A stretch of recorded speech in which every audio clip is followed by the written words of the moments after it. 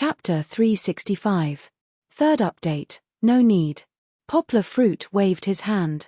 I'm not interested in listening. No matter what the goldfish fishing referred to, Poplar Fruit had no interest in understanding. He was annoyed. When he came out, Poplar Fruit told Fong Beibei that he was just going to see the tutor and would be back at noon. As a result, he encountered such an incident. Not only was he arrested, but he was also imprisoned. He couldn't get out for a while. He didn't know if Fong Beibei would be worried. His daughter was fine. With Fong Beibei taking care of her, there shouldn't be a problem. Duan Xueqing should be fine. He was arrested for so long, but he didn't see the police bring anyone back. She should have escaped. But why hadn't they followed her instructions and found he'd aged to save her? Poplar Fruit was in a panic. He didn't consider that his big brother he often couldn't get through to him. However, Poplar Fruit's impatience made Brother Fong feel embarrassed. Although he wasn't the leader of the 8th prison, he was at least ranked 4th among the 6 people because of his aggressive and fierce character and the crime of flying car robbery. If it was another prison, he might be the leader. Cowboy, teach him a lesson. Brother Fong was furious and pushed the young man named Cowboy. In the 8th prison, other than the useless Chong X Liang, he could only command Cowboy.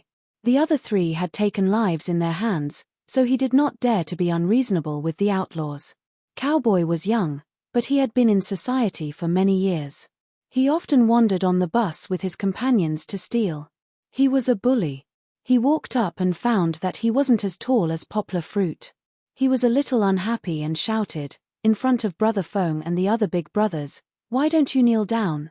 He jumped up and wanted to slap Poplar Fruit. Poplar Fruit was quick and grabbed his wrist.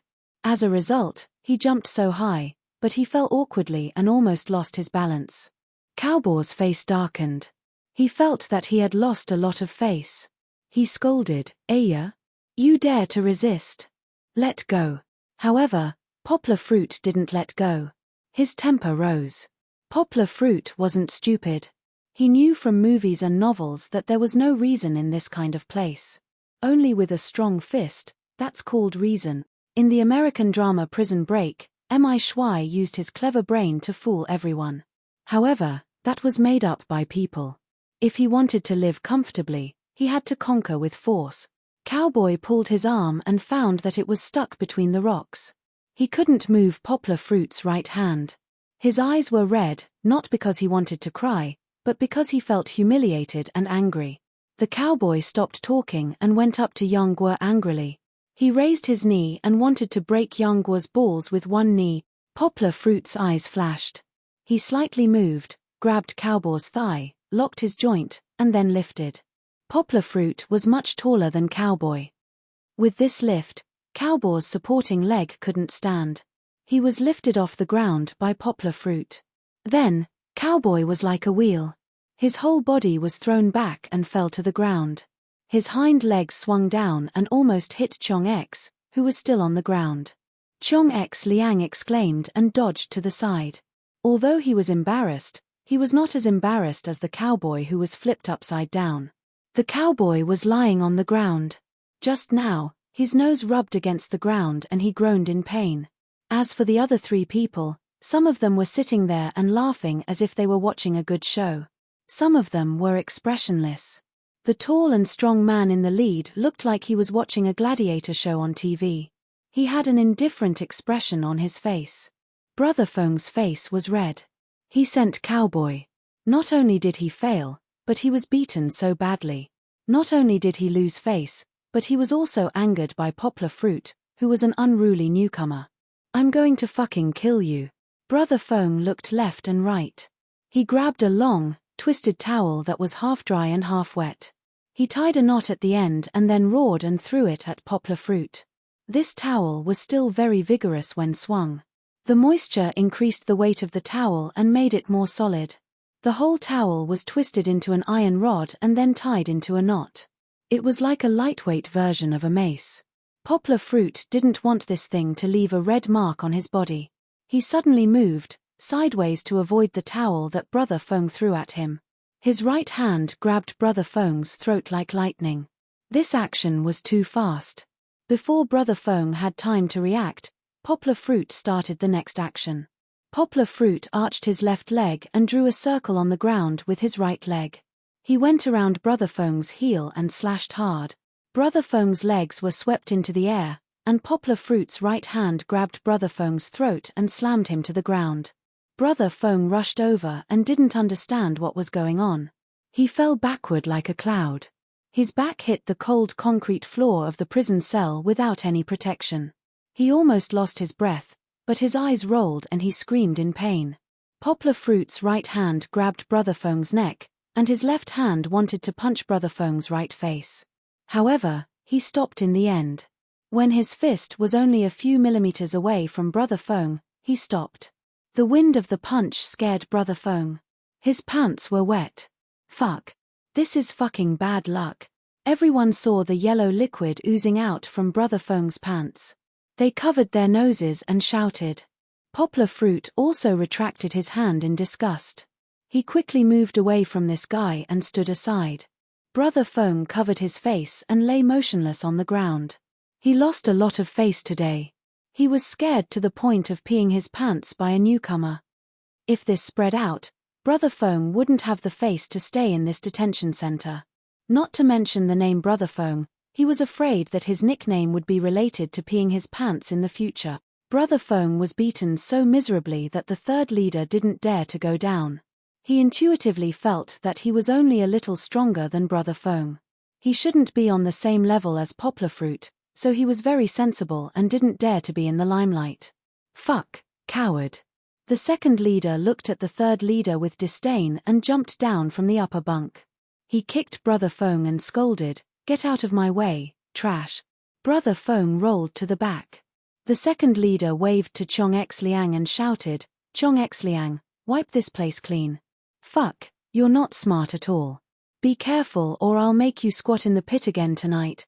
Chong X Liang hastily ran over and used his own clothes to wipe off the yellow water stains on the ground. He then retreated to the door of the prison cell. This was also Chong X Liang's trick. Prisoners didn't dare to fight at the prison door because it was easy to be caught by the prison guards. He hid in the safest place for fear of being involved. Chapter 366. Fourth update. The moment Poplar Fruit was caught by the big black guy, he knew that he had underestimated his opponent. In other words, the series of easy victories made Poplar Fruit look down on the heroes of the world. It was Poplar Fruit's first time encountering an opponent like the big black guy who was tall, strong, and fast. His previous opponents, whether it was Supan and other Thai boxers from the bank, or Meng Sanhua and other martial arts experts from the special forces, none of them were as tall as Poplar Fruit. Not only was the big black guy much taller than Poplar Fruit, but he was also as tall as the three strong men from the special forces. In terms of strength, Poplar Fruit was confident that he would not lose to anyone. However, he was restrained by the big black guy, so he could not use his strength. Therefore, Poplar Fruit was facing his biggest physical challenge ever since he started practicing martial art. The big black guy tightened his grip, and Poplar Fruit felt that it was getting harder to breathe. He realized that he could not delay any longer. He had to find a solution quickly, or else he would be strangled to death. "Ah!" Poplar Fruit suddenly shouted. The big black guy thought that Poplar Fruit was going to use his right hand to lift his arms. However, he realized that Poplar Fruit did not use any strength in his hands. Instead, he kicked his legs randomly. Haha. The prisoners in the 8th prison laughed proudly. They thought that Poplar Fruit was just struggling. The big black guy's bear hug shocked the entire detention center, and no one wanted to be hugged by him. Poplar Fruit did not succeed the first time, so he tried again. He used his left hand to grab the prison uniform on the big black man's upper body. His fingernails almost dug into the hem of the uniform. He turned the knob so that the uniform had a better grip and wouldn't slip off easily. Poplar Fruit exerted strength in his waist. Relying on his strong waist and abdomen, Poplar Fruit raised his legs up high. Using the big black guy's arms as the axis, Poplar Fruit folded up. His legs were like sharp swords pointing to the sky. It's useless. The big black guy was exerting strength as well. He held his throat and roared. Then, he curled up his arms that were holding onto Poplar Fruit even harder. Poplar Fruit's face started to turn red. "It's not over yet," Poplar Fruit shouted in his heart. He used his strength to spread his legs to the sides, as if he was opening up a big fan. At this time, the flexibility of his body that he had trained in Tai Chi showed. His legs were like a professional dancer's, bending into a straight line. The miraculous inverted leg made the prisoners in the 8th prison forget to cheer. They also forgot that the two people in front of them were in a life and death struggle. Poplar Fruit's body performance was like a real artistic performance, and it was breathtaking. "Ah!" Poplar Fruit used his last breath to shout out, and in exchange, he gained a new strength. They saw that his legs, which were originally spread out vertically, were now folded horizontally like a fan. Let's not look into how and out of the scope of people's understanding Poplar Fruit's current actions were. At this moment, his legs were like two thick whips, folded up, and solidly slapped near the big black guy's ears. If it were an ordinary person, Poplar Fruit might have twisted his bones or tendons with this kick. However, Poplar Fruit's body was too flexible. Not only did he not feel any discomfort, but the whole process was smooth and smooth. His strength was not reduced at all until the moment of impact. Instead, it became heavier due to inertia. Clang!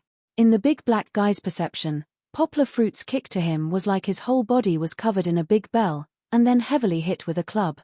Even if the big black guy was a person with thick skin and strong resistance to attacks, his head was still buzzing, and he was dizzy. After receiving such a heavy blow, he did not completely lose control of his body. Although he could no longer hold on to Poplar Fruit, it did not prevent him from letting go. His arms pushed Poplar Fruit to the ground, and the sky and earth spun, and Poplar Fruit's head fell to the ground. This was one of the big black guy's 3 axes, to fall, and to fall upside down. This was almost a subconscious action, and Poplar Fruit was almost caught off guard, and his hands did not have time to support his head. Just as his head was about to make intimate contact with the floor, Poplar Fruit used his legs to wrap around the big black guy's neck in time. Poplar Fruit's legs were too flexible, and in an instant, they wrapped around the big black guy's neck like a hemp rope, and finally stopped his body in the air. Poplar Fruit did not wait for the big black guy to react, and stretched out his hands to support himself on the floor.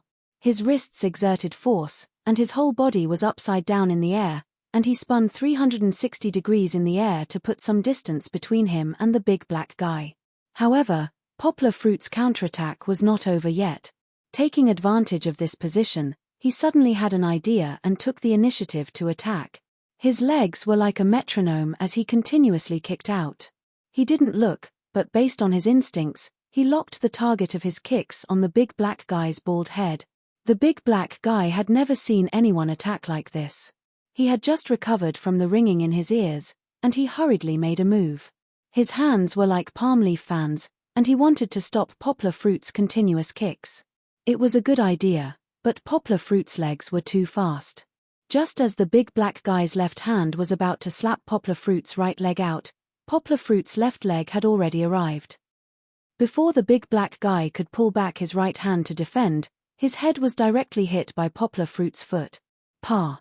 A crisp sound rang out, and it was like swatting a mosquito.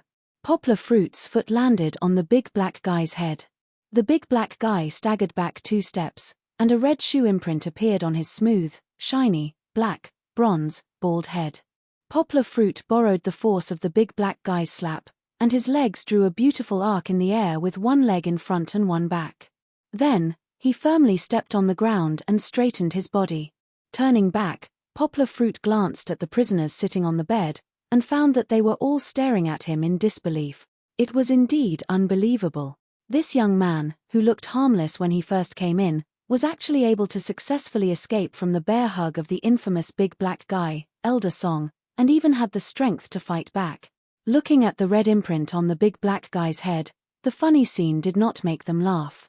On one hand, they were afraid that the big black guy would settle the score with them. On the other hand, they also felt that their understanding of the world had been overturned. What kind of miracle could this young man create? Chapter 367. 5th update. After cleaning up the floor, Number 2 leader patted his chest and walked towards Poplar Fruit step by step with a ferocious smile on his face.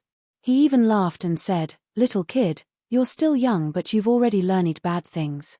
Later when you get beaten up and cry, don't cry for your mother. Is there an end to this?" Poplar Fruit felt a little annoyed. He had beaten up one person after another. Was he going to take turns and beat them up one by one? When was this going to end? "Wait, I'm not going to fight with you," Poplar Fruit shouted and suddenly looked up at the tall and strong black guy. His eyes were full of provocation. "I want to fight with you." "What?" Number 2 leader stopped as if he heard a joke. He laughed and said, "You want to challenge our boss? Save it." Number 2 leader suddenly shouted, "You want to fight with our boss? You're not qualified. Boss doesn't even need to do anything. I can beat you until you piss your pants." Poplar Fruit didn't pay attention to him. Instead, he continued to provocatively point at the black guy. He raised his head and said disdainfully, "What, you don't dare? Fuck." Feeling that he was ignored, Number 2 leader was very angry. He was ready to rush over and beat up Poplar Fruit. Suddenly, the expressionless big black guy's thighs shook, and he jumped down from the top bunk. His weight of at least 240 kilograms hit the ground. Yangwa felt as if there was an earthquake, and the floor shook. The black guy slowly straightened his back, stretched out his muscular arms, and blocked Number 2 leader's way. He said coldly, "His mine." Number 2 leader was a little unwilling. He felt that he was considered weaker than Poplar Fruit by his boss. He hurriedly shouted, "Boss, I haven't fought with him yet."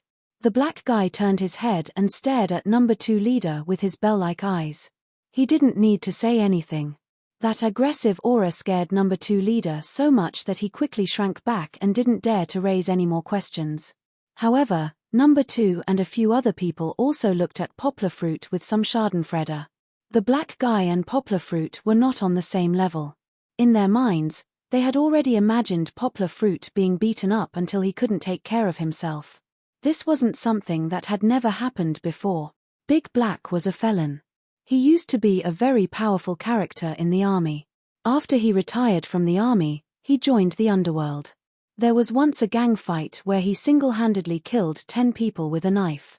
8 of them died on the spot. It was obvious how fierce Big Black was when he fought. Later, he hid for a few months, but was still caught by the police with a gun pointed at his head.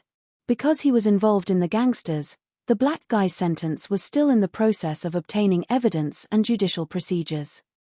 He had been in this detention center for half a year and had always been a well-deserved prison bully. Usually, when eating, everyone who saw the black guy would take a detour. They were afraid that if they offended him, they would be beaten to a pulp. Don't think that the black guy didn't dare to do it. He was already destined to be a person who couldn't escape the death penalty. Killing one more or one less was just a number to him. In the past, there was a ruthless person in the 8th prison who wanted to challenge the black guy's position. In the end, he was beaten to the ground and had a concussion. If the prison guard didn't come in time, it wasn't impossible that he would have been beaten to death. The black-haired man twisted his shoulders, and the bones in his body made popping sounds. He smashed his fists in front of his chest, making a dull sound. The black-haired man opened his big mouth and cruelly smiled, then he said in a muffled voice, "I, Old Black Song, have killed more than 10 people, but I have never killed a nameless person. What is your name?" The black guy gave Poplar Fruit some pressure. This made Poplar Fruit a little dignified. He also circled left and right, seriously preparing. Hearing the black guy's question, Poplar Fruit didn't beat around the bush and directly answered, "Poplar Fruit, your kung fu is not bad, but, what a pity, he." The black guy smiled sinisterly. His meaning was very clear. Poplar Fruit was destined to not be able to beat him. So what if his kung fu was good? In the end, it was still a dead end. The black guy didn't want to let go of anyone who provoked him. "Chumph, isn't it too early to say this?" Poplar Fruit raised his head and looked at him, unconvinced. Ever since he started practicing Tai Chi, Poplar Fruit wasn't afraid of anyone. He hadn't lost to anyone. Moreover, with Xingyi Fist gradually reaching large success and other kung fu achievements, Poplar Fruit's confidence was rising steadily. Although the black guy's body gave him a lot of pressure, Poplar Fruit didn't think that he would lose. "No, It won't be long, the black guy laughed. He didn't want to waste time with poplar fruit. He roared excitedly and pounced on poplar fruit. When a person had a great physical advantage, he would prefer to use his physical advantage to defeat the enemy, instead of using guerrilla tactics to exhaust the enemy to death like Taizu. For the black guy, his most common methods were nothing more than bear hugs, straight punches, and wrestling. He didn't have any moves to speak of. It wasn't that he was lazy and didn't learn any moves. With his body, he could just use his thigh-thick arms to wrap around the opponent like a python. No one could stand it. Needless to say, a heavy punch to the head would result in a concussion if it was light, and death if it was heavy. His strength was so great that if he lifted someone up and threw them to the ground in a wrestling position, Bruce Lee would probably be out of breath. Poplar fruit habitually moved aside. However, he didn't consider that the black guy was tall and had long arms. Poplar fruit didn't dodge. He was caught by the black guy, and then his whole body was in a bear hug. Being hugged by the black guy, poplar fruit's first feeling wasn't tightness, but smelly. It was too smelly. This big black man with a black chest exuded a stench from head to toe as if he had not bathed for several months. Especially under his armpits, Yanguo almost fainted from the stench. Hee. The big black guy was like an eagle catching a chick. He was very pleased with himself. He started to contract the muscles in his arms. He wanted to squeeze Yanguo to death and then beat him up. Although the smell was very disgusting, poplar fruit was still awakened by the black guy's rapidly contracting muscles. He opened his eyes and regained his clarity. However, everything just happened too quickly. When poplar fruit was hugged by the black guy, he didn't have the best posture to protect himself. His right hand was now in front of his chest, stuck by the black guy, and his left hand was hanging empty under his body. Poplar fruit's strength was indeed great, but in this posture, he couldn't use any strength at all.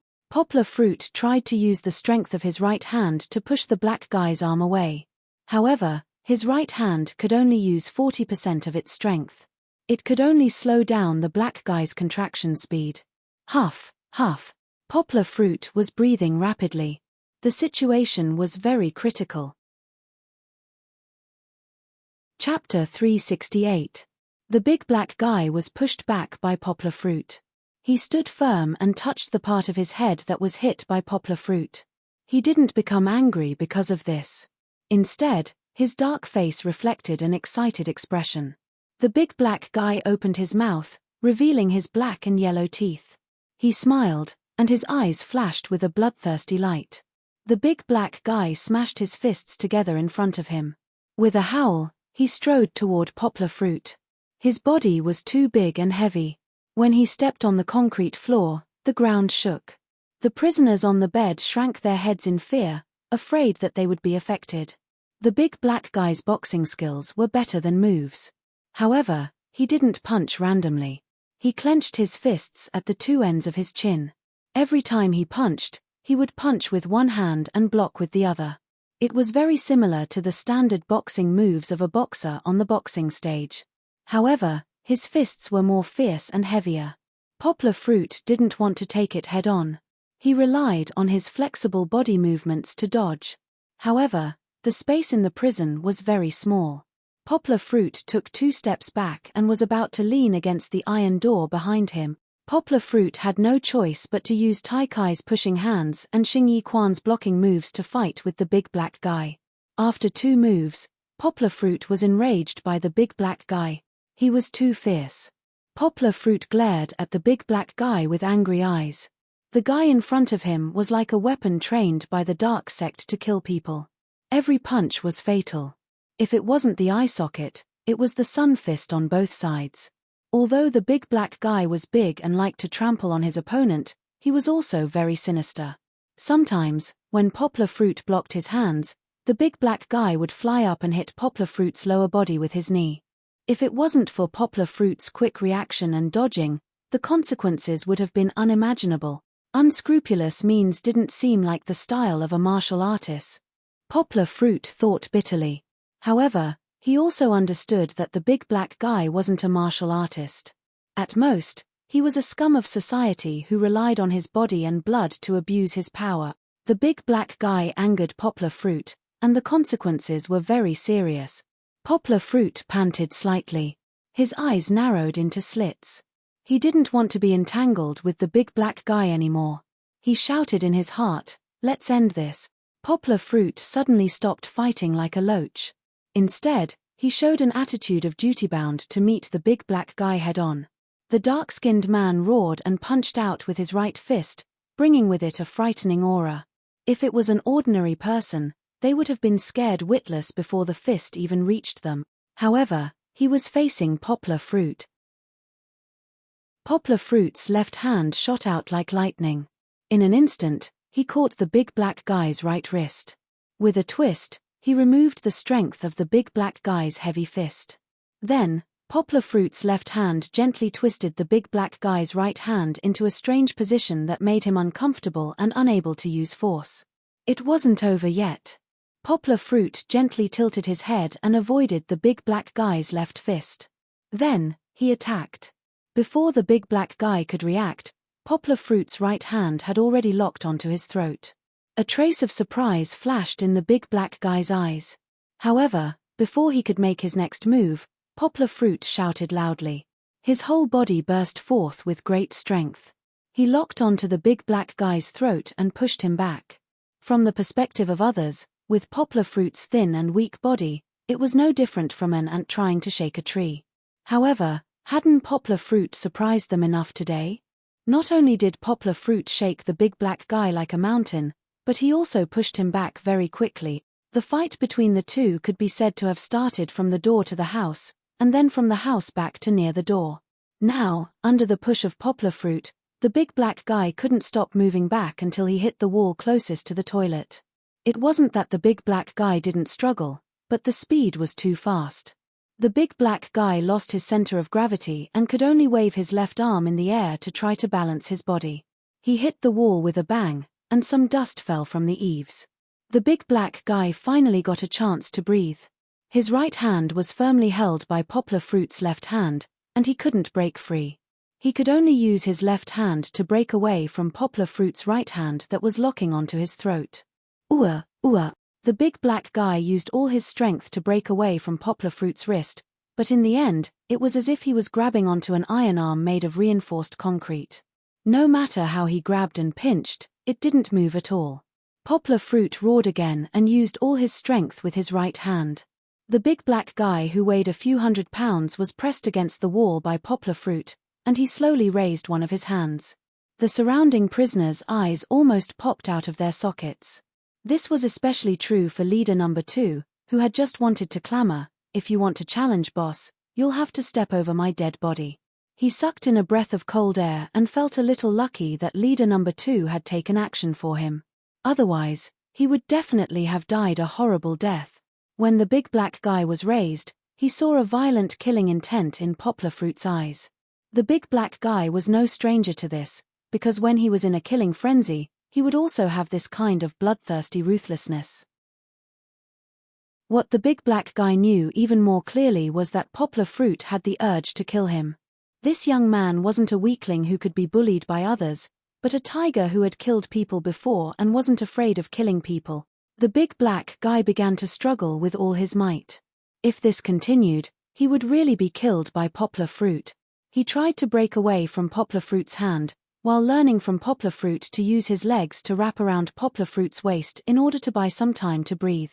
However, Poplar Fruit didn't let him have his way. Poplar Fruit only raised his left knee and blocked the big black guy's legs. The big black guy was wrong. Poplar Fruit wasn't a bloodthirsty person, and he was a little disgusted by killing people. However, he was really blinded by anger now. Now, in Poplar Fruit's mind, there was only the thought of completely defeating this strong man who was a fatal threat to him. Poplar Fruit raised his hand. The big black guy's feet were dozens of centimeters off the ground, and his throat was stuck. Gradually, the big black guy's eyes rolled back, and his legs twitched weakly in the air. The big black guy's vision was already distorted and blurred, and his consciousness was gradually becoming a blank. His last thought was a sad sigh. Old black song, I'm not being ruled by the people, but am I going to die here in the end? Everyone in the prison saw that something was wrong, and they all kept quiet out of fear, not daring to make a sound. Only Chong X, who was as timid as a mouse, knew what was going on. He leaned against the big iron gate, and when he saw what was going on, he banged on the big iron gate with all his might. He screamed at the top of the observation window, "Murder!" Chapter 369. First update. Chong X's miserable scream instantly made Poplar Fruit's eyes regain their clarity. He calmed himself down and looked at the big black guy who had white foam in his mouth. He quickly let go of his hand and let him slide to the ground. Poplar Fruit didn't think much at that moment. It wasn't that he thought of something. He just subconsciously let go of the big black guy. He didn't want to kill anyone. However, looking at the big black guy who gradually recovered his breath and began to cough violently, Poplar Fruit began to have some lingering fear in his heart. Fighting in this place was very common. However, if someone killed someone, no one could escape the punishment of the law.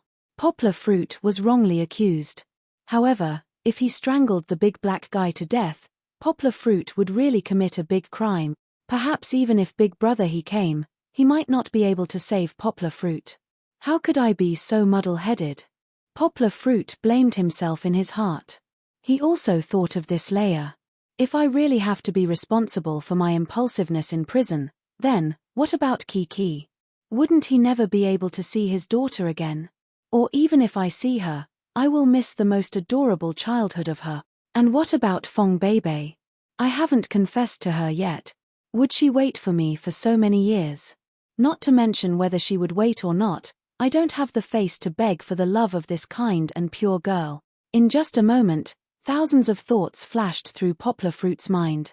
Fortunately, it hasn't caused a big mistake yet. I have to be careful in the future. Poplar Fruit sighed slightly in his heart. What are you doing? What are you doing? Chong Liang's screams attracted the attention of the prison guards because the 8th prison was a place that was prone to trouble. Moreover, a newcomer had just arrived. Although they were instructed to turn a blind eye, they did not go far. When they heard the screams, they took out their stun batons and ran over. One of the prison guards took out his key to open the door. Another prison guard used an electric baton to knock on the observation fence of the iron gate and scolded angrily, "Old Black Song, don't kill him." He thought that the newcomer was being abused. It was normal to be injured and crippled, which was exactly what Ma Kai was looking forward to. However, if someone died, the prison guards would not have an easy time either. After opening the iron door, the door was kicked open impatiently. 2 prison guards rushed in, but the scene in front of them made them stare blankly at the spot. What's going on? The 2 prison guards looked at each other. They read the same question in each other's eyes. Yeah, what's going on? Why was it different from what he had imagined? The one lying on the ground coughing miserably was Big Black, and the one standing on the ground unscathed was actually the new prisoner. Wasn't the order reversed? The 2 prison guards could not believe their eyes. What's going on? The prison guard captain on duty stood at the door with one hand on the holster at his waist and asked loudly. They did not know what words to use to describe the situation. The 2 prison guards sensibly stepped aside to make way for the captain to see what was going on inside. Poplar Fruit stood still vigilantly, but his muscles were tense. The prison guard captain had a gun in his hand. He did not want to be misunderstood and then be shot unjustly. At this time, Big Black finally recovered and slowly got up from the ground. Old Black Song? The prison guard captain saw that it was Big Black who was lying on the ground and shouted in surprise. Hee hee, cough cough. Big Black laughed dryly, but it affected his throat and caused him to cough violently. Poplar Fruit felt helpless. He felt that Big Black was definitely going to complain about him. He was almost strangled to death by him, so it would be strange if he would let him have a good time. If he complained, Poplar Fruit could only accept it. However, things were so strange.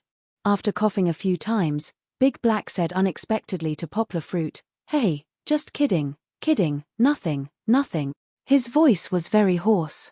It seemed that Poplar Fruit's attack just now really hurt him. Poplar Fruit's eyes were wide open. He looked at Big Black in disbelief.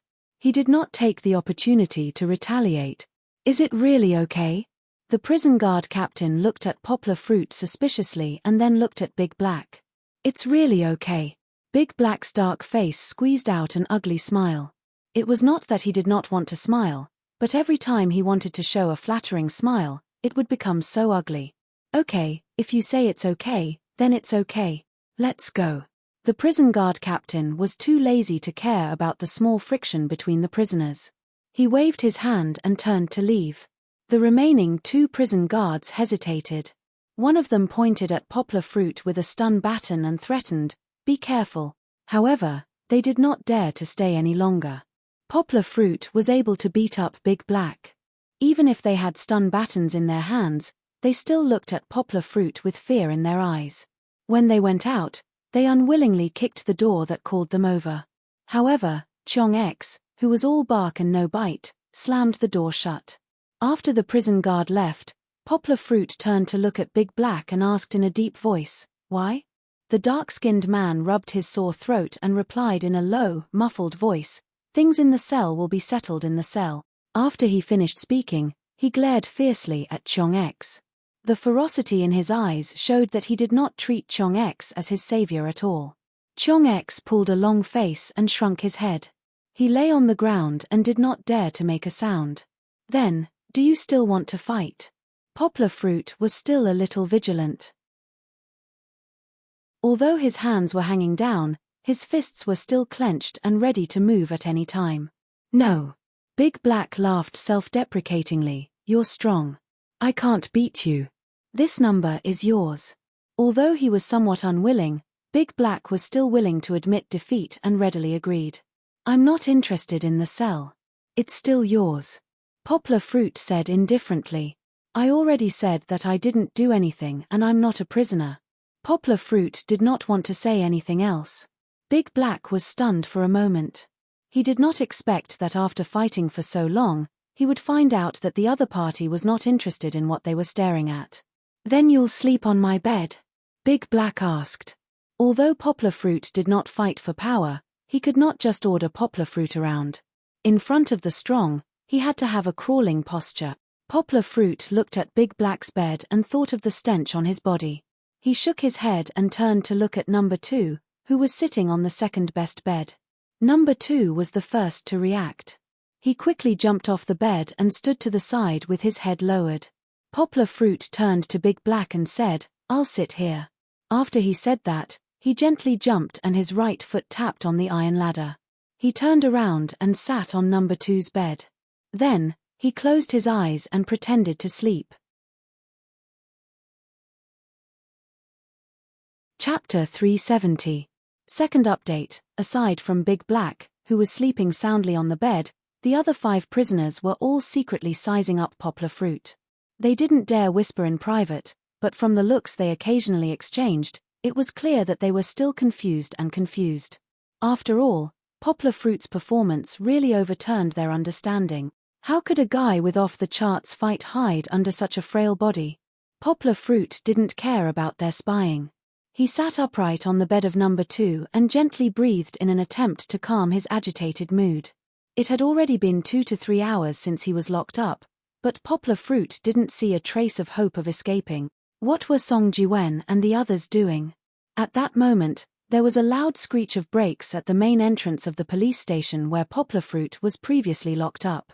A domineering Land Rover stopped in front of the main entrance, completely blocking the main entrance of the police station. The person in the driver's seat clearly wasn't in a good mood. He pushed open the door, jumped out, and slammed the door shut with a bang. Seeing him in his military uniform and fuming with anger, the guard who was about to yell at him shrunk his head back dejectedly. That's right, Hee Wonjua had arrived. He wasn't alone. 2 people got out of the back of the Land Rover with anxious expressions on their faces. They were Song Jiwen and Duan Xueqing, who were being nagged by Poplar Fruit. Not only that, but a slightly fat man also got out of the front passenger seat. Although he didn't have the energy of Hee Wonjua, he had an awe-inspiring and inviolable temperament as he stood at the entrance of the police station. "Young Master He, it should be here." The man pointed at the police station as he spoke to Hee Wonjua. His tone didn't have much flattery, but he still didn't dare neglect Hee Wonjua. Although He Wenjua's chest was burning with rage, he was still a lot more amiable with the man. Old Liu, this matter shouldn't be delayed. Let's move quickly. Old Liu, full name Liu Keshou, had an extraordinary status. He was the deputy director of the Yangcheng Municipal Bureau and was in charge of criminal investigation. He could be considered a very powerful person. Before he changed careers, he met He Wenjua once and could be considered comrades in arms. In addition to He Wenjua's terrifying background, when He Wenjua found him, Liu Keshou didn't dare put on any airs. He immediately found someone to find the police station on this street based on the police car license plate number provided by Duan Xueqing, and personally brought He Wenjua. Seeing Liu Ku, the old man was dumbfounded. He knew this big shot. In the past, when he came to guide the work, all the leaders in the branch would come to the door to greet him. He quickly opened the door and didn't even dare to breathe loudly. After seeing them go in, he slipped back to his small pavilion and called his leader. The branch director who received the news happened to be in the station. He dropped the phone and knocked over a chair in a hurry. He didn't dare to cry out in pain and ran down on tiptoe to greet them. "Zhu Lubo, how dare you?" Seeing the bureau chief coming down, Liu Keshou shouted loudly. His loud and clear voice rumbled throughout the hall. Director Liu, don't be angry." Zhu Lubo's face was bitter. He ran to He Wenjua and the others and asked, "Tell me first, what did we do wrong?" Change it right away, Liu Keshou said seriously. "Are the police under your command the people's police or the police of that person called Jiu Shida? You brought people directly to the station without distinguishing between right and wrong?" Zhu Lubo was stunned for a moment and asked, "Jiu Shida? Are you talking about the nephew of Deputy Mayor Jiu? I don't care if he is the nephew of the deputy mayor or not." Liu Keshou glared and scolded, "Can the deputy mayor arrest people without any evidence?" Zhu Lubo realized that he had said something wrong. He said with a sad face, "Director Liu, I really don't know about this. I don't know if the people below did something stupid. Please wait a moment, I'll ask right away." "Ask here." He Wenjua interjected coldly. Zhu Lubo couldn't help but look at Liu Keshou. Liu Keshou glared at him and scolded, "Hurry up and ask." Zhu Lubo casually found a policeman on duty and asked about the situation today. At that time, Hu Chuanqiang and the others were in a mess. Everyone in the police station knew about it, so Zhu Lubo knew about it when he asked. As soon as Zhu Lubo heard that they were taken into the small dark room, he knew what was going on.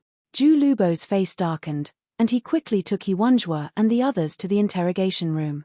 There was no one in the interrogation room, but there was a pool of blood on the floor. The chair had been overturned, so it could be seen that something terrible had happened there. When Duan Xueqing saw the blood, her eyes suddenly turned red. He Wenjua picked up the interrogation record that hadn't been put on the table. He was angry, so he grabbed Zhu Lubo's collar and asked angrily, "Where is my brother? Where is Poplar Fruit? How is he?" Liu Keshou saw that the situation was not right, so he quickly came over to hold He Wenjua's hand and advised, "Wenjua, calm down first." After he came in, he couldn't call He Wenjua young master he anymore. "Director Zhu, this police officer." At this time, a young policeman came in and said hesitantly, "I know where Mr. Poplar Fruit went." "Where did he go?" He Wenjua, Zhu Lubo, and Liu Keshou asked at the same time. He. The young policeman was so nervous that he stuttered, "Ma Kai asked me to send him to the detention center at the back." Then, he paused for a moment before adding, "Cell number 8. "What? Prison number 8? Zhu Lubo cried out. Liu Keshou and He Wenjua didn't know what prison number 8 represented, but Zhu Lubo knew. "What is the situation?" He Wenjua frowned and asked, "Speak clearly." The young policeman quickly explained what had happened. He wasn't clear about what had happened in the interrogation room, so he could only explain what he had seen. Hu Chuanqiang had an accident, his mouth was full of blood, and Poplar Fruit was electrocuted and unconscious on the ground. Hearing the young policeman say this, Song Juwen's eyes turned red, and Duan Xueqing couldn't suppress her emotions and started crying. But He Wenjua's eyes flashed with a trace of light. He knew that his little brother was definitely not someone easy to deal with. Would he have suffered a big loss? Probably not. Instead, Hu Chuanxiang, whose mouth was full of blood, was very likely to have been tricked by Poplar Fruit. These two policemen in your bureau, not only did they arrest people indiscriminately, they even tortured them to extort a confession. Liu Keshou looked at Zhu Lubo meaningfully, as if to say, as a leader, how do you educate your subordinates? Is it because they are not qualified for this position? I will find someone to educate them for you. Zhu Lubo quivered and quickly responded, Director Liu, I will immediately suspend them for investigation. He Wanzhua patted the table in the middle of the interrogation room and said seriously, First, let my brother out. Chapter 371. Third update. On the way to the detention center in the mountain behind the police station, Song Jiwen couldn't help but ask, Director Zhu, what exactly is the 8th prison? Zhu Lubo turned his head and looked at the two young people behind He Wanzhua. Duan Xueqing was still okay, but Song Jiwen, who had been in the officialdom for 2 years, had a strong official aura. Zhu Lubo could clearly feel it. Because He Wanzhua's identity was not ordinary, Zhu Lubo bluntly explained to Song Jiwen the significance of the 8th prison. With every sentence he said, Song Jiwen's face became more and more ashen, while Duan Xueqing's face became paler. Her worry for Poplar Fruit was difficult to suppress. Director. The young police officer weakly interrupted and asked, should we inform the people inside first? Mr. Yang is so young, I'm afraid. Yes. Those are all serious criminals. Director Zhu, quickly let the police officers in the detention center bring Poplar Fruit out first.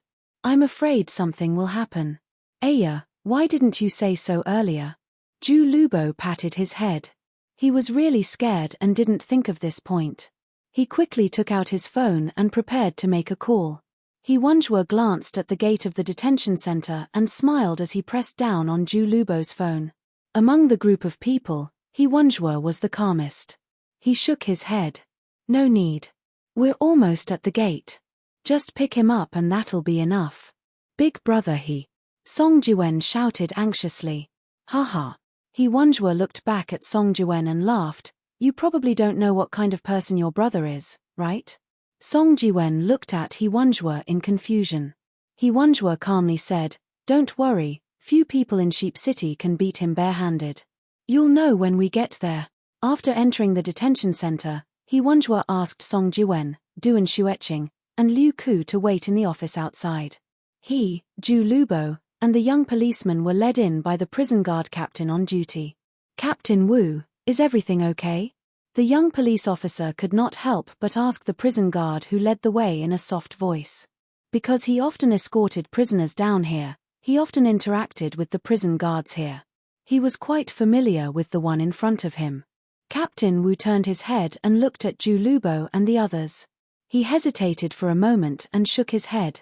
Although he didn't know any of them except for Zhu Lubo, he could feel that they were all important figures. He still concealed the details of the previous storm. Anyway, the result was that nothing happened. Poplar Fruit heard a flurry of footsteps outside and gently opened his eyes.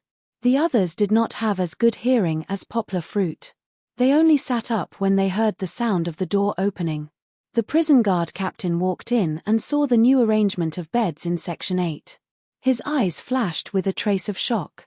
However, he did not show it. He only looked at the name on the record book in his hand and shouted, Poplar Fruit, you can come out now. Poplar Fruit directly jumped down from the top bunk and landed silently. Big Black also jumped down with a bang, causing the floor to shake. The prison guard captain was still afraid of Big Black. When he saw Big Black jump down, he immediately put his right hand into the holster on his waist and shouted, Old Black Song, what are you doing? When he shouted, Zhu Lubo, who was worried that something might happen, also squeezed in. The young policeman looked at He Wanzhua, who was standing outside without moving. He felt strange.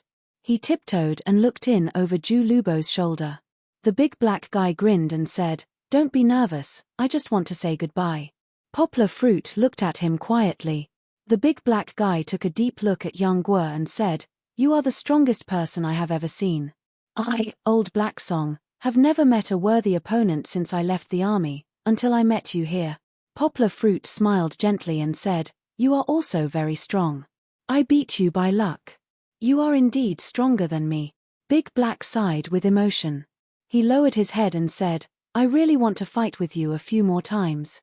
Unfortunately, my crime is too serious. The next time we meet, we can only wait for the next life. Poplar Fruit did not know what to say. He was silent for a moment and said softly, take care. Okay. Big Black Song saluted Poplar Fruit and did not say anything else. He quietly climbed back to his upper bunk and lay down. Under the surprised eyes of the prison guard captain and Jew Lubo, Poplar Fruit walked past them with his head held high. He walked out of the 8th prison where he had only stayed for less than half a day. Including the young policeman, they all remembered Hiwanjua's calm smile and his meaningful words. Big brother. After walking out, Poplar Fruit saw Hiwanjua looking at him with a faint smile and shouted with gratitude. Let's go. We will talk when we get back. Hiwanjua put his hand on Poplar Fruit's shoulder. Big brother, my clothes are a bit smelly. Smelly my ass? Hiwanjua laughed heartily. When I was on a mission, what dirty and smelly place have I not squatted in? The two of them put some distance between them and the 3 people behind them. Hiwanjua began to whisper, Poplar Fruit, you are good. You still haven't gotten rid of the Zheng family's daughter, and there is another beauty outside crying for you. Poplar Fruit looked at him and did not know whether to laugh or cry, and said, don't talk nonsense, those two are just my friend. Hiwanjua curled his lips and said in disbelief, if they are just friends, why would you fight for her? Why would you be locked up in prison? Poplar Fruit said speechlessly, even if you see injustice on the road, you will still help, let alone friends. Big brother, your mind is too dirty. At the door, Hiwanjua did not continue to entangle with Poplar Fruit on this issue. He did not have much interest in the love between men and women. Old Gua. Song Jiwen saw Poplar Fruit from afar and hurriedly rushed over. Duan Shueching also had tears in her eyes when she saw Poplar Fruit with disheveled hair walk out of the iron gate. You didn't lose any parts, right? Song Jiwen nervously touched Poplar Fruit. Poplar Fruit smiled and slapped his hand away. It's fine, didn't I come out in one piece? He was indeed fine, except that his abdomen was a little black from the electric shock. However, Poplar Fruit did not plan to say it out loud, afraid that they would be worried. I'm sorry. Duan Shueching slowly walked over. Her icy cold Liu Yu Mai had now softened, and because of the tears in her eyes, she looked even more beautiful. Poplar Fruit laughed and comforted her, saying, what are you talking about? You didn't do anything wrong, why are you apologizing? Walking out of the gloomy detention center, although it was only half a day, Poplar Fruit looked at the sun and green plants outside and felt a little emotional. It felt good to see the light of day again.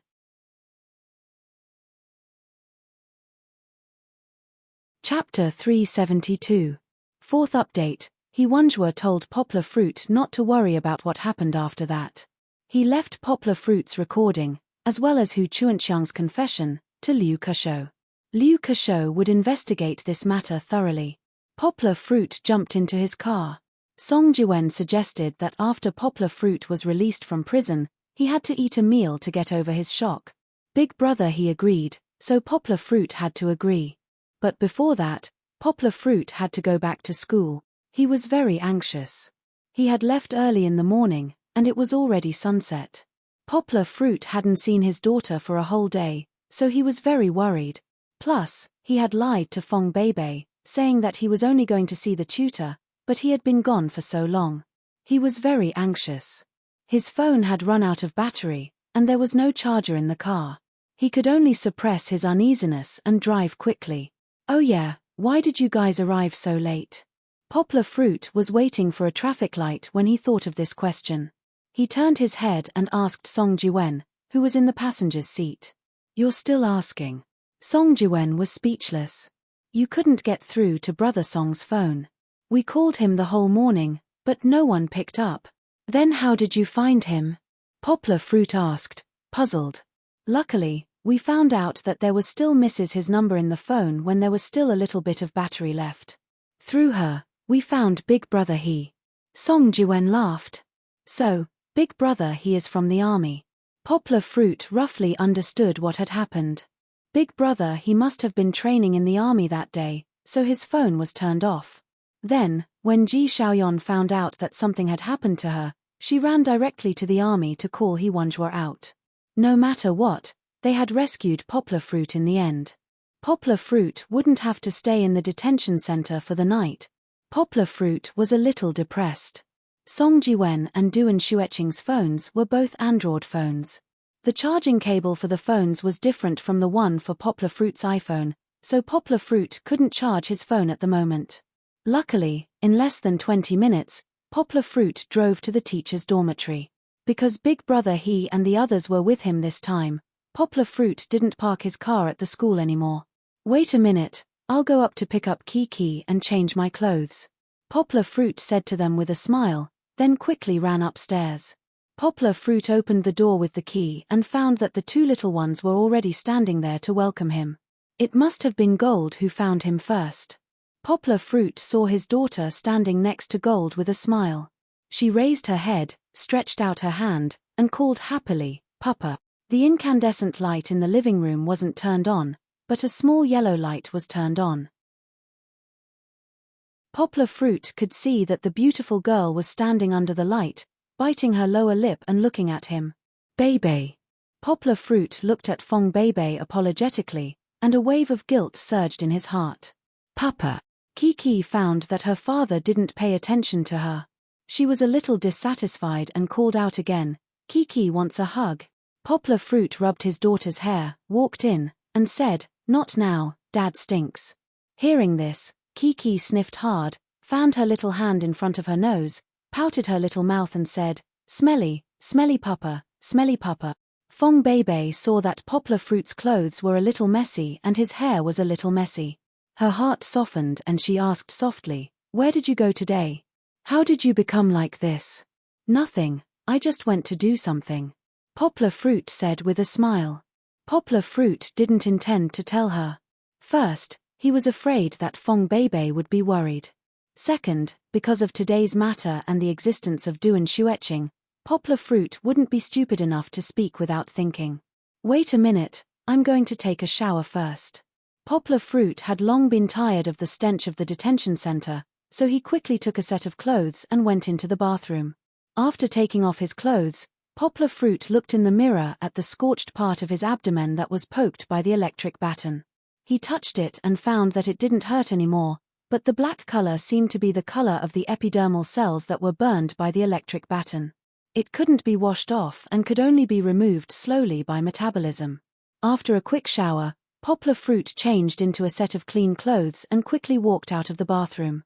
"You're back, I'm going back to the dormitory." Fong Bebe had already packed her bag and was sitting there. When she saw Poplar Fruit come out, she stood up and said, "Bebe, wait a minute." Poplar Fruit picked up Kiki, who rushed over, and quickly blocked in front of Fong Bebe. After the shower, Poplar Fruit's body had a strong soap fragrance. Fong Bebe, who was close to him, blushed a little. However, under the soft yellow light, it didn't look so obvious. Poplar Fruit looked at the seemingly weak and beautiful girl and said very apologetically, "Bebe, today, I'm really sorry. I didn't come back at noon as I said." "It's okay." Fong Bebe shook her head.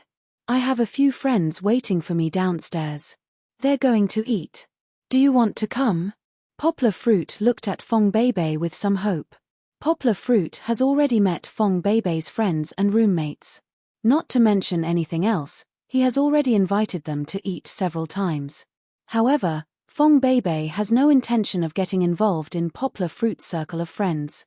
Until now, Poplar Fruit hasn't introduced his friends to her. Fong Bebe didn't want to meet Poplar Fruit's eyes.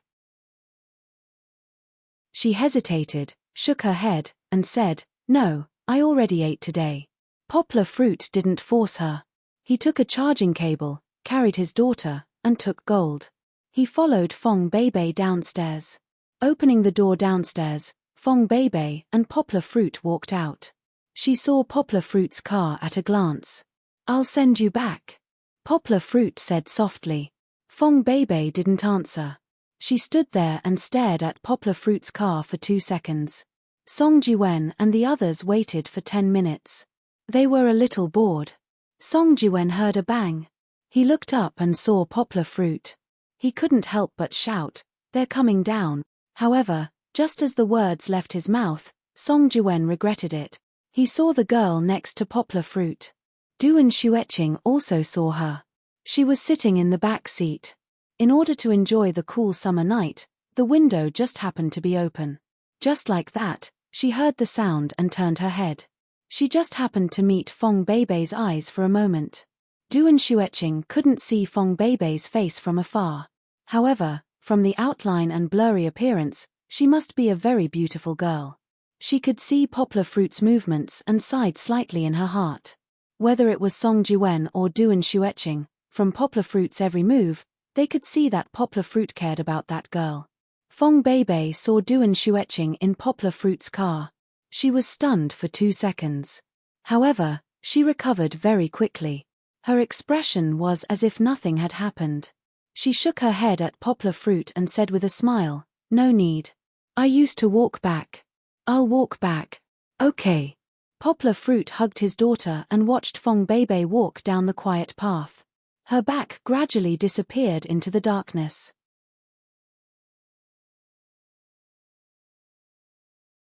Chapter 373. Fifth update. He Wenjue made his move, and things progressed surprisingly quickly. First of all, Hu Chuanqiang and Ma Kai were removed from their posts and investigated. The two of them had done a lot of dirty things behind their backs, and it was only a matter of time before they ended up in jail. Ji Shida couldn't escape either.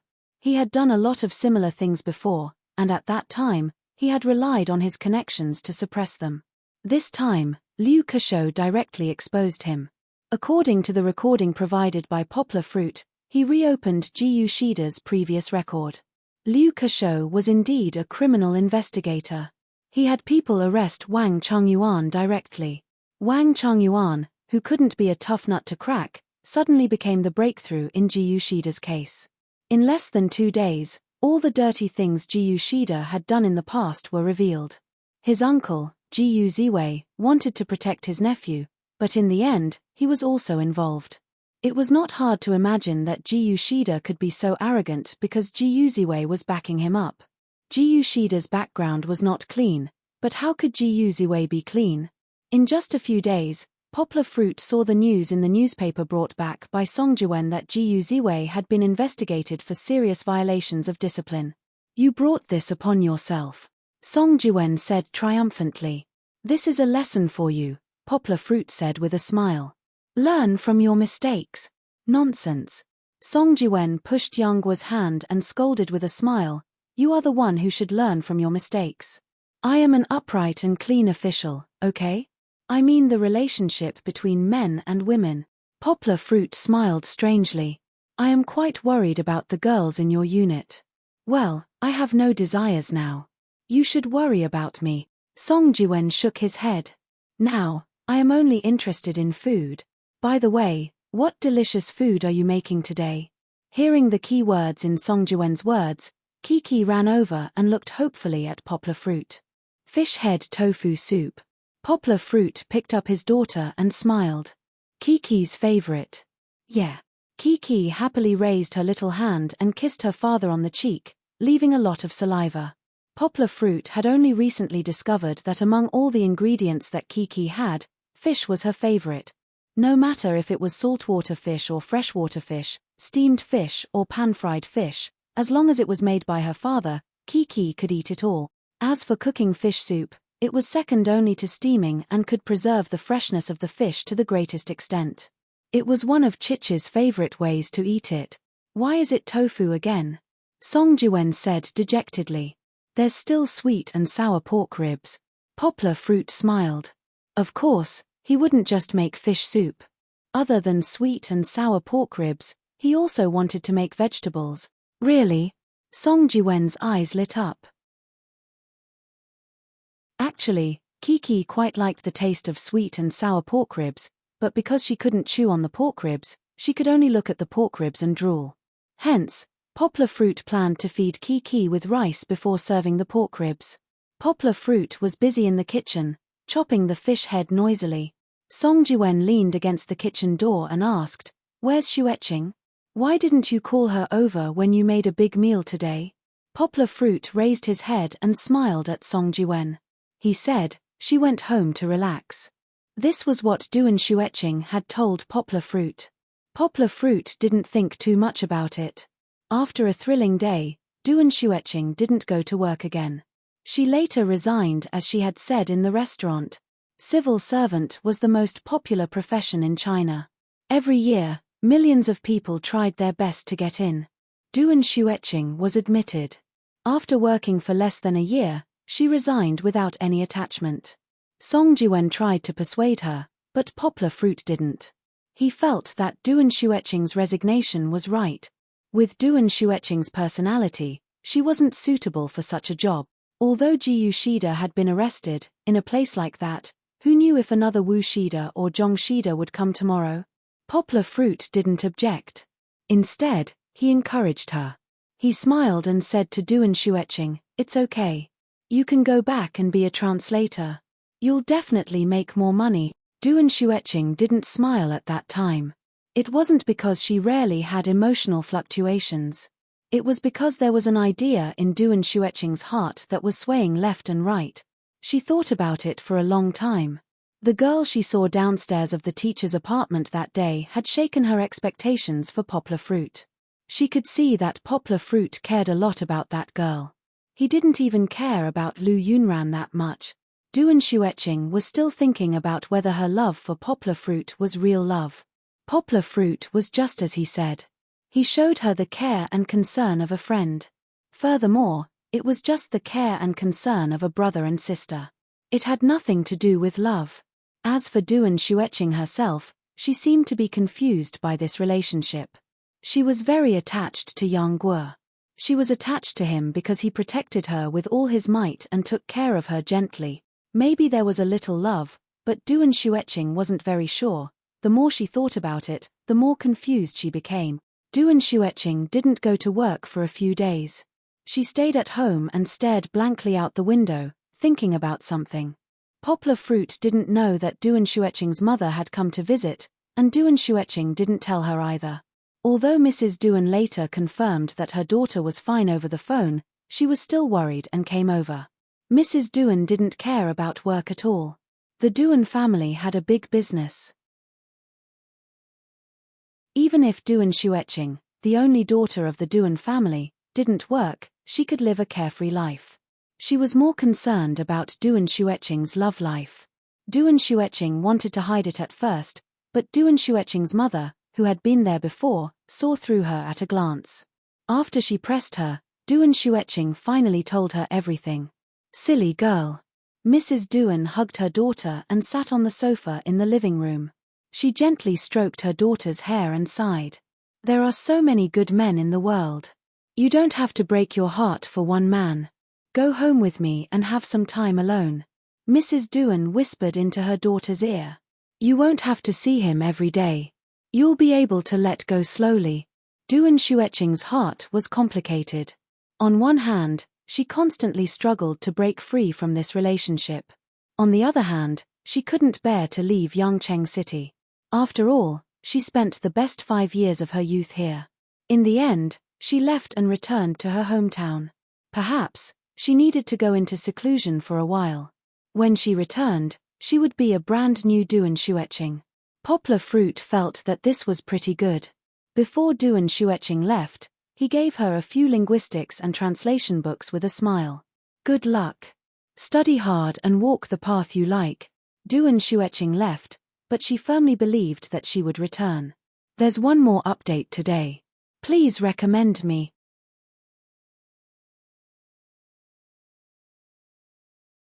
Chapter 374. Sixth update. University exams usually lasted for 1 to 2 weeks on a Monday. Some colleges had already finished their exams long ago, while others were still taking their time with one exam a day. Every time this happened, there would always be some poor students cramming for a big book at night. His phone's Weibo and other social media apps would constantly refresh with photos of his friends partying all night. With tears streaming down his face, he could only silently leave 2 words at the end of his post: "Our friendship is over." Poplar Fruit didn't have to take the exam, but standing on the lawn outside the teaching building, his heart was not calm. Today was Fong Beibei's last exam, and it was also the college English exam that she was most afraid of. Poplar Fruit had specially come outside to wait for her. On the one hand, he was worried about Fong Beibei's performance. He didn't know if Fong Beibei could get a good grade after more than half a semester of private tutoring. Previously, Poplar Fruit had given Fong Beibei a test with a set of old questions. Fong Beibei had done well, scoring a little over 80 points. Compared to her previous grades, which were difficult to even pass, Fong Beibei had improved tremendously. However, who knew what the situation would be like during the exam? On the other hand, Poplar Fruit himself was a little nervous. He was prepared to confess today. He had secretly planned this for half a month and prepared everything that needed to be prepared. However, when he thought about confessing, he felt very nervous. It wasn't that he hadn't confessed before. At that time, Poplar Fruit had confessed with the mentality that he would be labeled a good person. He didn't have any psychological burden, and in the end, he succeeded. Even now, when he thought about it, it felt like a dream. However, it seemed a little different this time. Poplar Fruit was very eager to confess successfully. However, he was also worried. What if the confession didn't succeed? From then on, would Fong Beibei disappear from his life? Just thinking about it made Poplar Fruit want to retreat. However, Poplar Fruit did not want to delay any longer. He was afraid that his confession would fail, but he was even more afraid that he would do nothing and watch as Fong Beibei was embraced by another boy who beat him to it.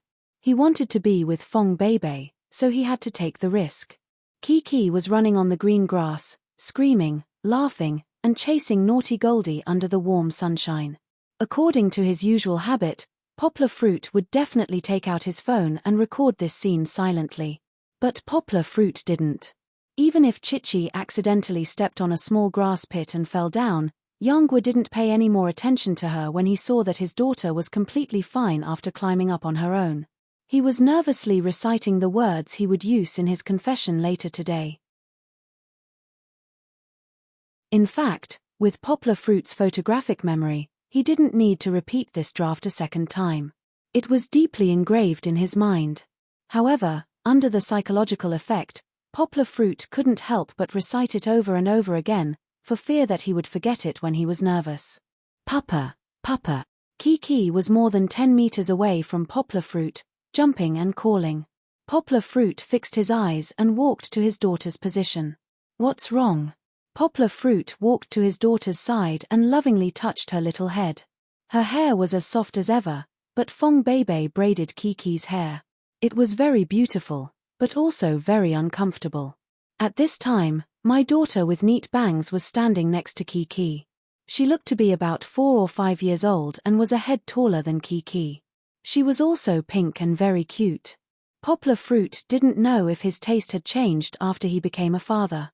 Now, when he looked at all the children, he felt that they were very close and very cute. Little sister.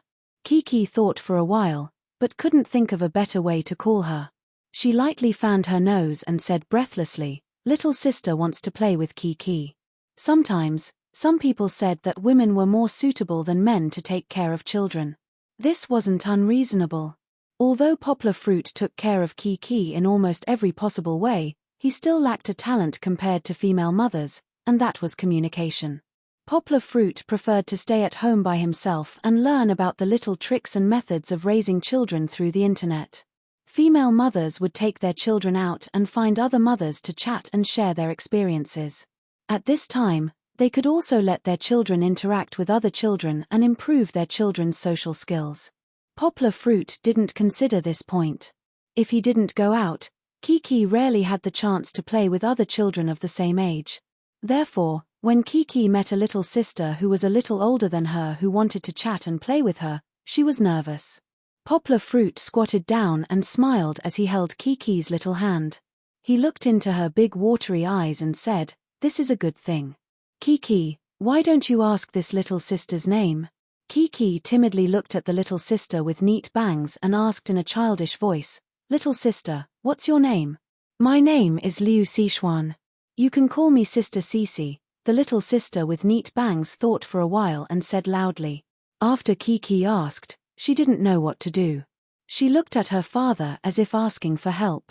Poplar Fruit smiled and said, Since you asked this little sister's name, you should also introduce yourself.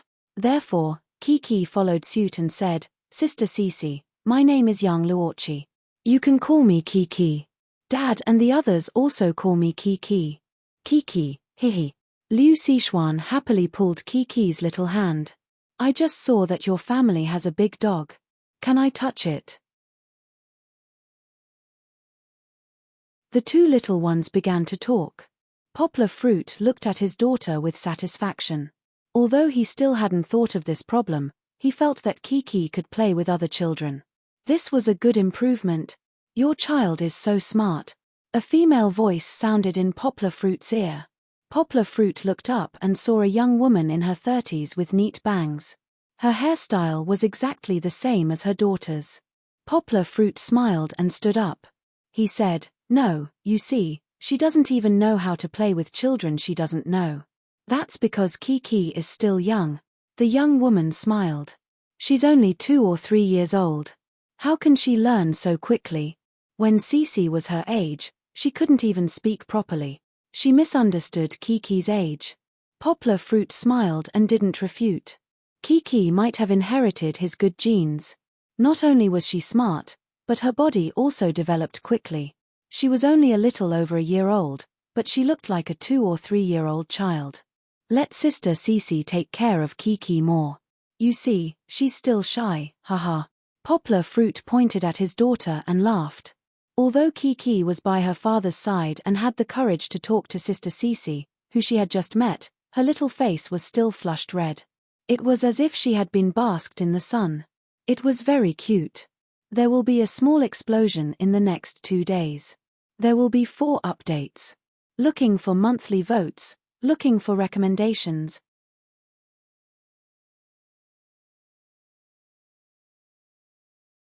Chapter 375. First update, Kiki and Liu Sichuan, the 2 children, were playing happily. Poplar Fruit, on the other hand, was absent-mindedly chatting with the young woman next to him. Liu Sichuan's mother was a little depressed. Women's minds were very sensitive. Although Poplar Fruit didn't make any language mistakes when chatting with her, she still felt the perfunctory attitude of Poplar Fruit that wasn't very obvious. Could it be that her charm was that bad? Liu Sichuan's mother secretly looked down at her curvy figure. She was so familiar that water could be squeezed out. But why didn't this little handsome guy feel it at all? Thinking back to that year, before she got married, the number of people who chased after her could form a company. Of course, she didn't want some romantic things to happen. She had a child, and life didn't allow her to think too much.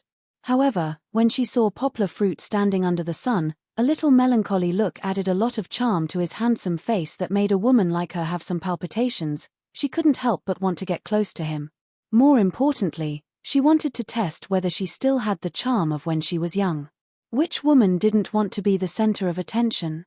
However, in front of Poplar Fruit, who had a lot on his mind, her little idea didn't succeed. Instead, it hit her self-confidence. Dang dang dang. The bell rang from the teaching building not far away. If it was in the past, it would indeed mark the arrival of the end of class. But today, for Poplar Fruit, it was the reminder that the exam was over. Poplar Fruit took out his mobile phone and glanced at it. Yes, it was 11 o'clock. Fong Beibei's last subject of the semester, and the one she was most uncertain about, was finally over. I'm sorry. Poplar Fruit said to Liu Sichuan's mother with an apologetic smile, we have to go. After that, he called Kiki, Beibei's exam is over. We have to go. Ari. Chichi climbed down from Goldie's body and patted her but in love with cleanliness. She reluctantly glanced at Miss Cici who had been playing happily with her just now, and then skipped over to her father's side. It's okay, come play next time. Liu Sichuan's mother laughed. Poplar Fruit squatted down, touched Kiki's little head, and asked, "Kiki, did you say goodbye to Cece?" "You have to say goodbye to Cece and Auntie." Chichi leaned on her father's shoulder. Her two little hands leaned against each other, her index fingers touching each other. She was a little embarrassed. "Say bye-bye to Sister Cece," Yang Guo instructed with a smile. "Bye-bye, Sister Cece." Kiki finally opened her mouth under her father's reminder, and then said goodbye to Liu Xishuan's mother. Before leaving, Poplar Fruit saved Liu Xishuan's mother's phone number. She took the initiative to give it to him, and also invited Kiki to her house. Poplar Fruit exchanged numbers with her. It was good for Kiki to have one more friend. Looking at Kiki walking with joy, Poplar Fruit smiled. Walking to the teaching building, Poplar Fruit found that while he was dawdling, Fong Beibei had already left the examination room and walked downstairs. She was gathered with her roommates, happily talking about something. Poplar Fruit hesitated for a moment, and then walked over. "Hey, he's here." Liu Ruhua's eyes were the sharpest. Before Poplar Fruit walked to their side, she saw him and hurriedly reported. All of a sudden, all the girls looked at Poplar Fruit in unison. Today, Fong Beibei was still so beautiful.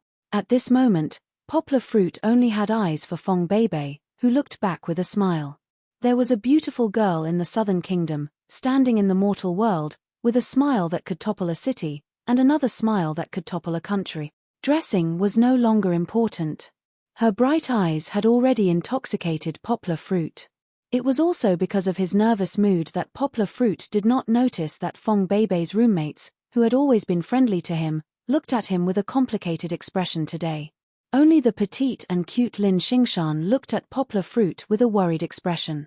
However, these were not important. Poplar Fruit was only thinking about Fong Beibei today, and there was no room for anything else in his mind. Kiki ran over first and threw herself into Fong Beibei's arms. She happily told her about today's harvest. She made a new friend.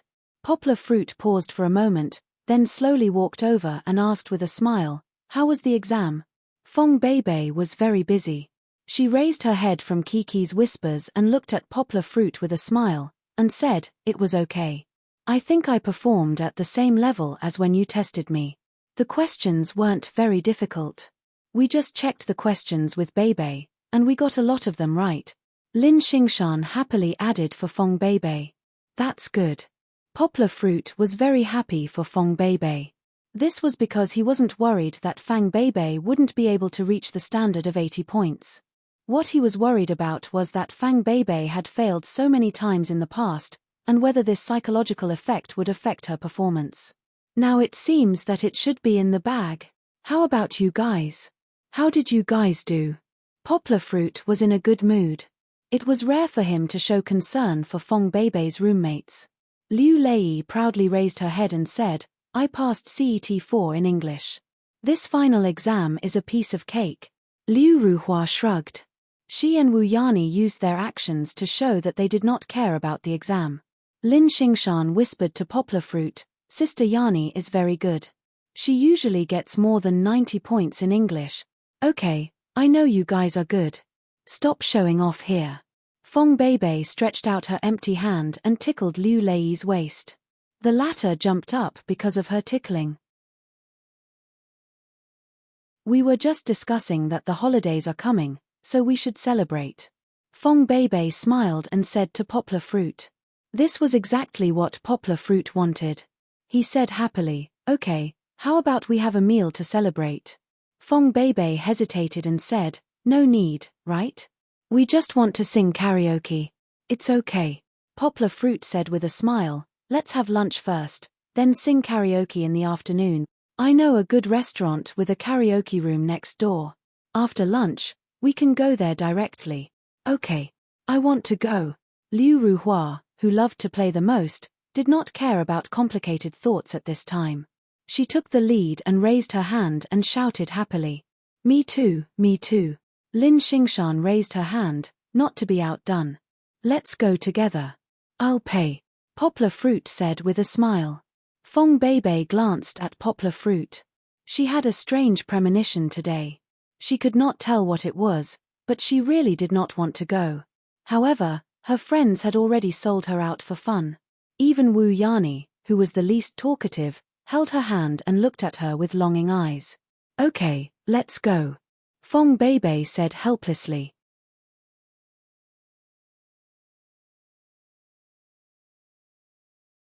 Chapter 376.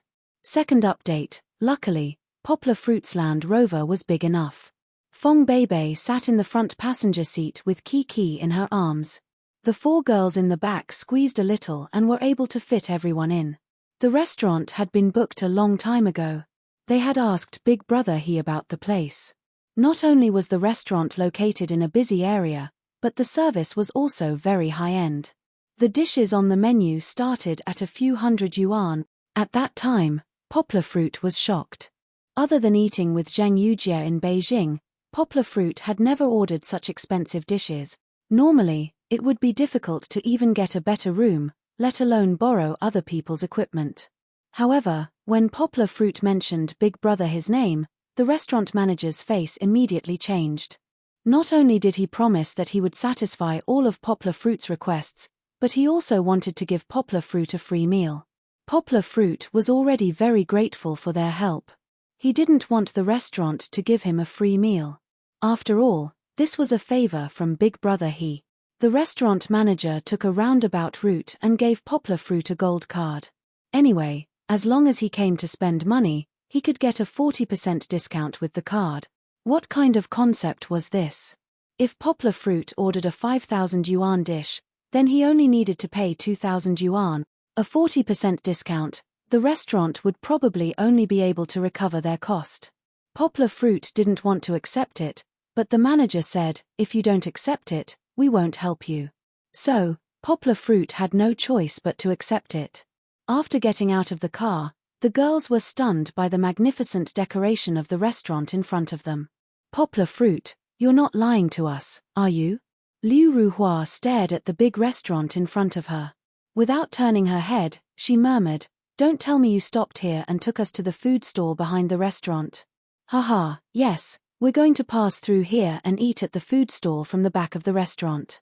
Poplar Fruit laughed and teased her. "H, I'm not as easy to bully as Beibei."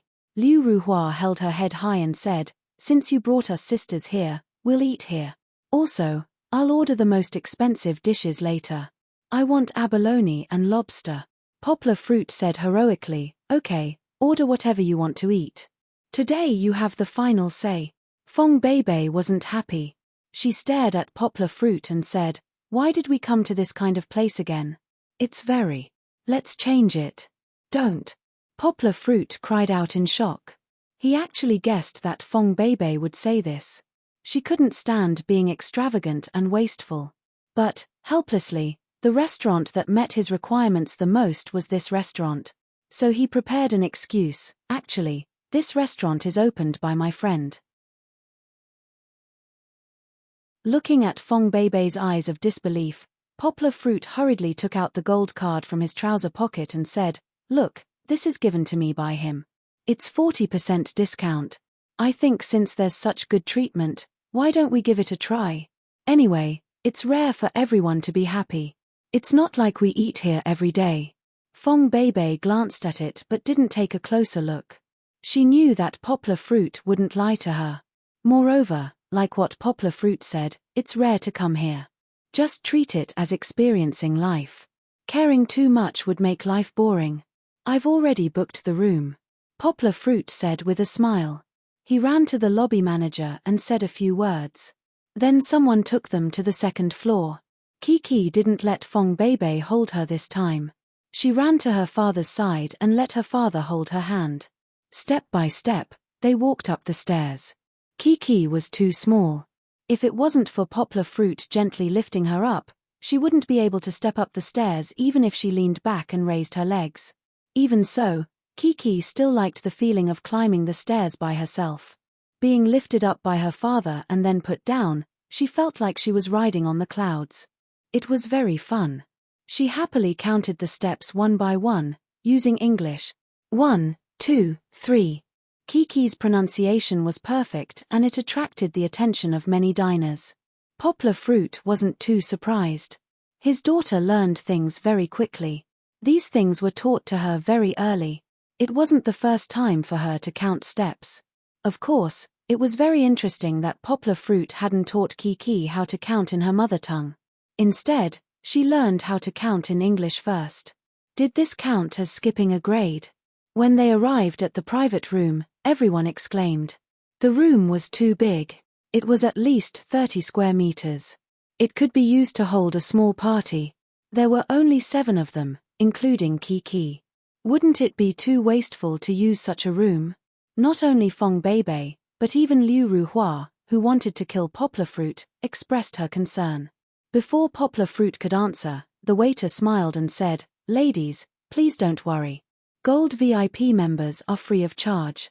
This explanation made the girls feel relieved. Fong Beibei also tacitly accepted Poplar Fruit's arrangement. Liu Lei was the most lively. She ran around excitedly. She sat on the luxurious sofa for a while, then ran to the big table and turned the turntable on it. "Let's order first." Poplar Fruit took the menu from the waiter and handed it to the girls. Before Liu Ruhua could sit down, she couldn't wait to flip open the menu. When she saw the first page, she fell back into the chair and muttered, "Mom, it's so expensive. It's so expensive." Fong Beibei also opened the menu. On the first page, there was an Australian lobster that cost 1,888 yuan. She frowned. The first few pages were filled with high-end dishes such as abalone or bird's nest that cost thousands of RMB. Fang Beibei quickly flipped to the back. With the super expensive dishes at the front as a backdrop, the 300 to 400 RMB prices at the back were much more pleasing to the eye. However, she still felt her heart skip a beat. Although Liu Ruhua shouted that she wanted the most expensive lobster, she didn't dare to be so ruthless towards the end. When Poplar Fruit asked her if she wanted it, she waved her hand and refused again. What should they order? The girls were worried. The dishes here were too expensive. If they just ordered a few dishes, it would be more than 1,000 yuan.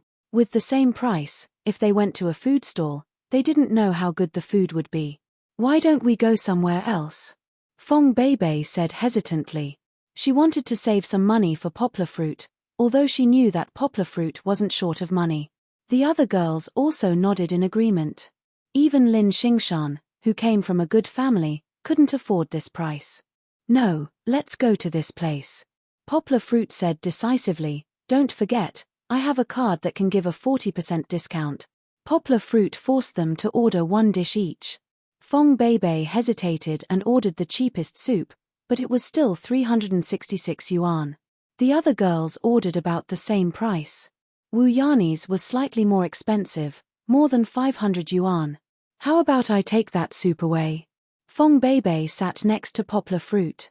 She gently nudged him and said, "Including your 5 dishes, it's enough. I'm not thirsty now."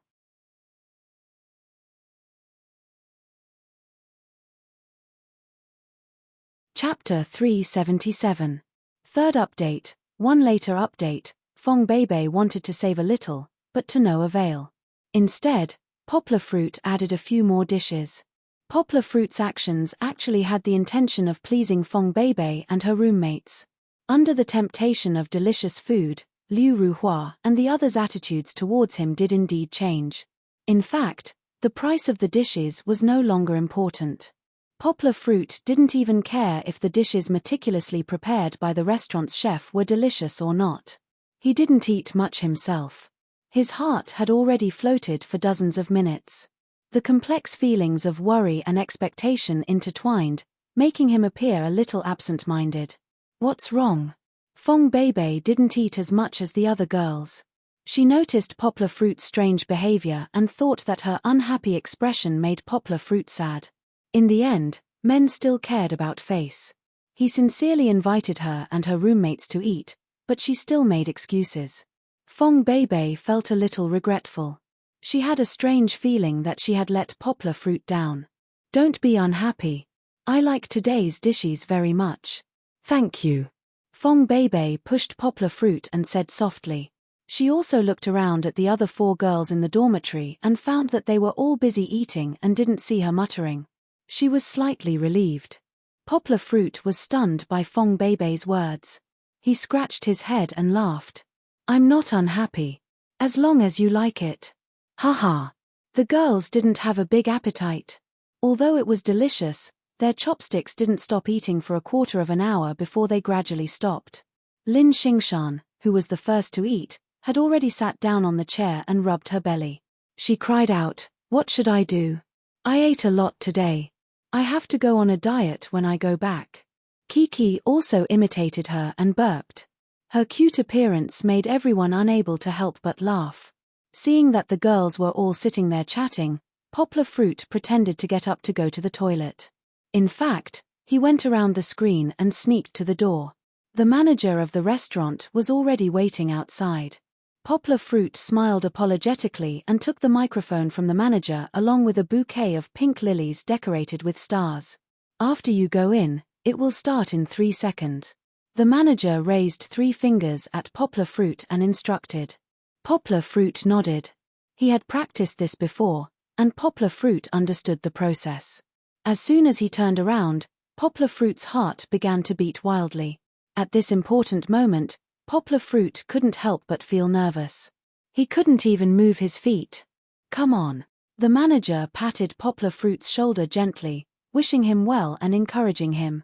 After taking 2 deep breaths, Poplar Fruit forcibly suppressed his chaotic state of mind and walked inside. After entering, Poplar Fruit found that his heart was beating even faster. Huh! What is this? The girls behind the screen suddenly exclaimed. In the room, Lin Xingshan pointed at a silk curtain that was slowly rising. She covered her mouth and asked her roommates to look over. After the curtain was pulled up by the bearing, a huge LCD screen was revealed. Fong Beibei curiously turned her head and saw the LCD screen lit up. Did Kiki press something by mistake? Lin Xingshan glanced at Kiki, who was full and rolling on the sofa. But she didn't find anything. Suddenly, a melodious piece of music rang out, startling the girls. The sound system in this private room was very good. There were high-end speakers all around, forming a surround sound system, giving people a feeling of immersion. But the girls weren't mentally prepared for the sudden sound. Hearing the music, Kiki poked her head out from the big sofa and looked curiously.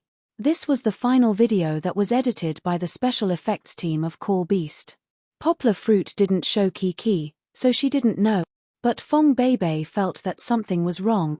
She remembered Poplar Fruit's strange behavior today and remembered Kiki telling her that Poplar Fruit prepared a surprise for her. Fong Beibei's heart couldn't help but beat wildly. After the opening music, only a melodious melody was left.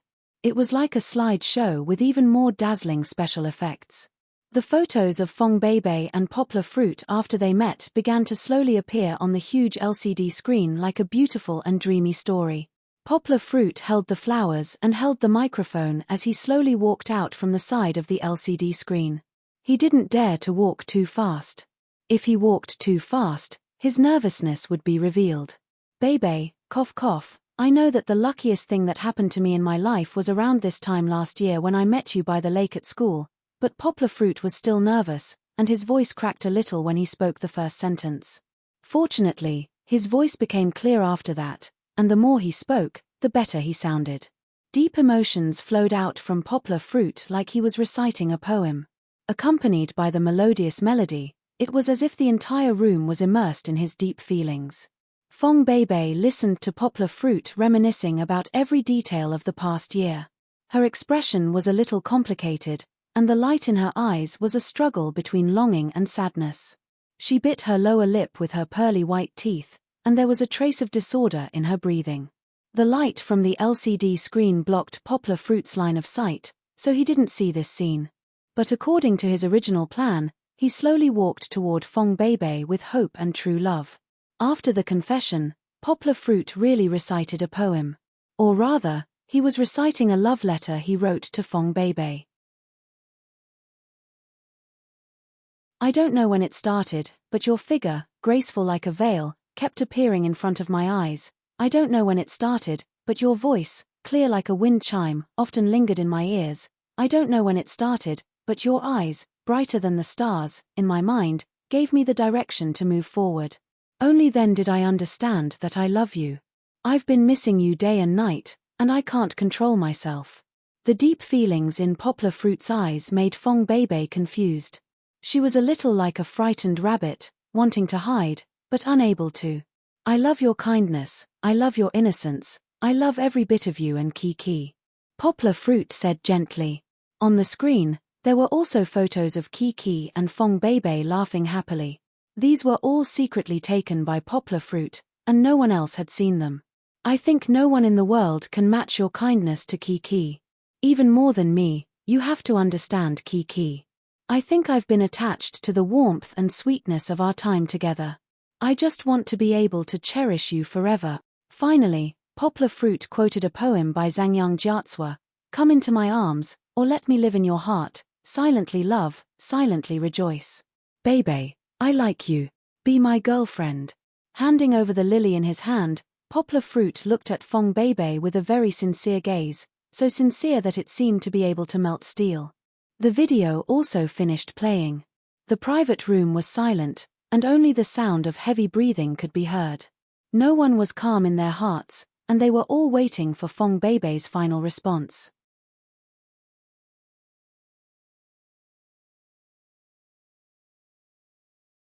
Chapter 378. Fourth update.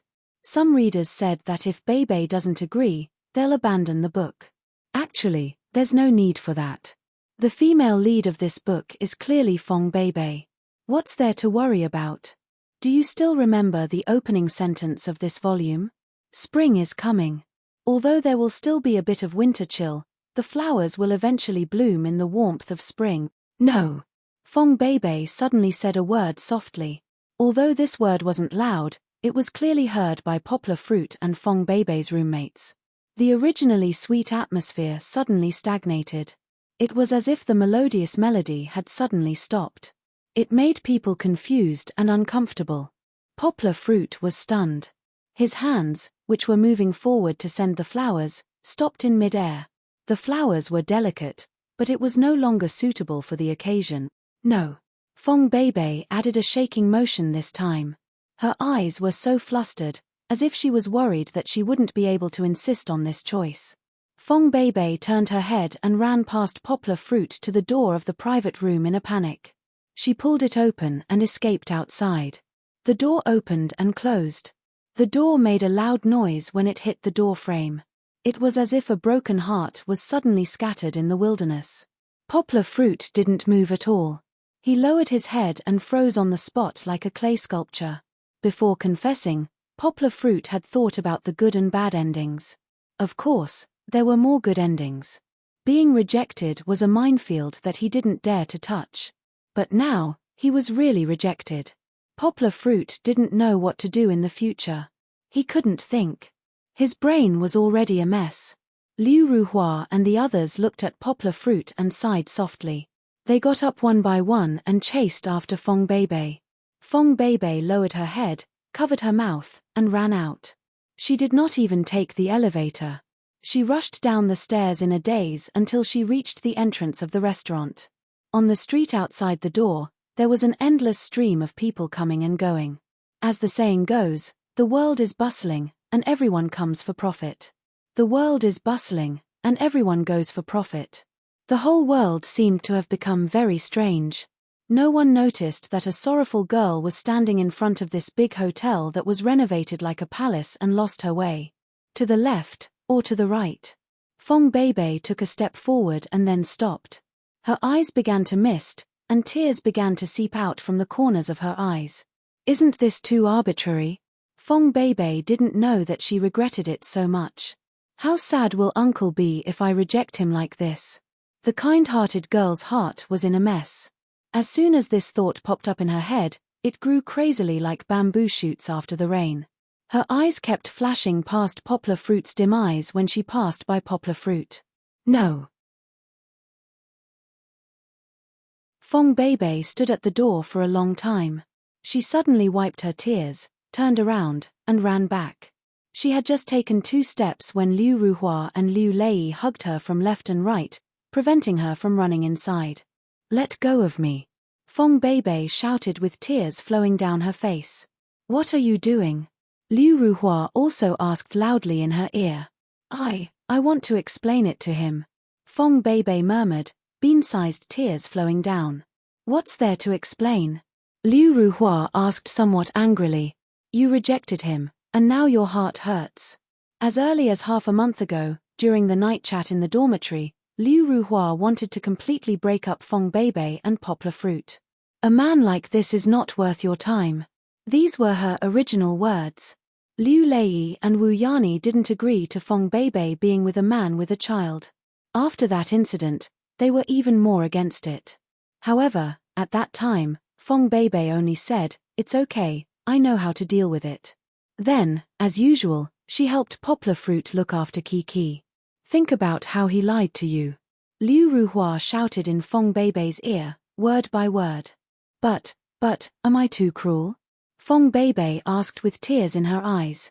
Just thinking about Poplar Fruit's dazed look, Fong Beibei's heart felt suffocated.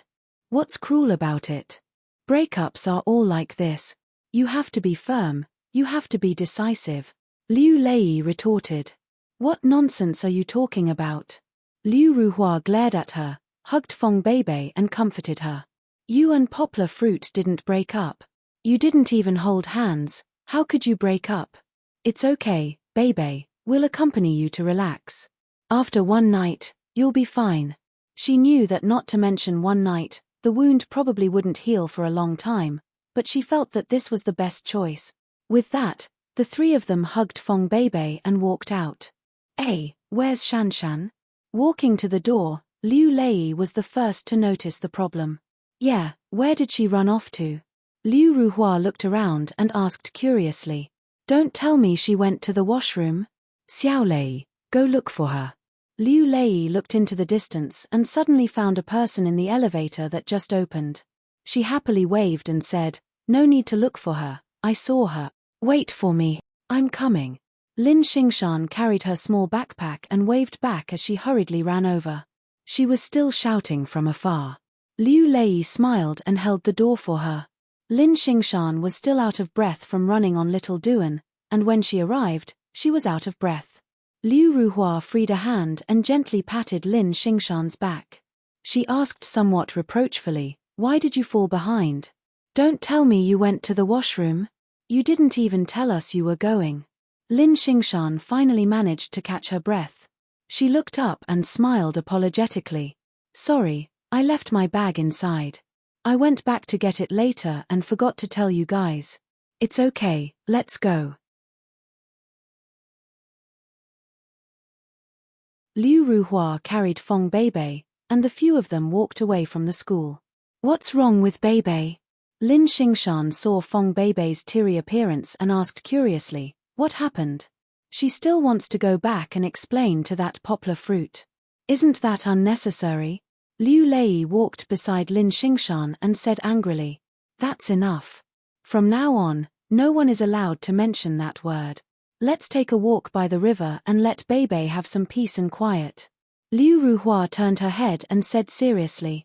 Liu Lei stuck out her tongue and quickly shut her big mouth. Lin Xingshan didn't continue speaking. She walked behind them and looked at Fong Beibei leaning in Liu Ruhua's arms. Her tears seemed to still be flowing. However, with Fong Beibei's personality, her tears wouldn't flow out. Lin Xingshan sighed softly in her heart. They're clearly a good couple. Why don't they communicate properly? Beibei is also the same. She's always suppressing her feelings. She's unwilling to let go and doesn't dare to let go. That bastard in the past hurt her too much. While no one was paying attention, Lin Xingshan looked back at the hotel that wasn't far away. She said in her heart, Brother Yang, don't let me down. I know that you're a good person. You're not like what they said. Moreover, Beibei still likes you.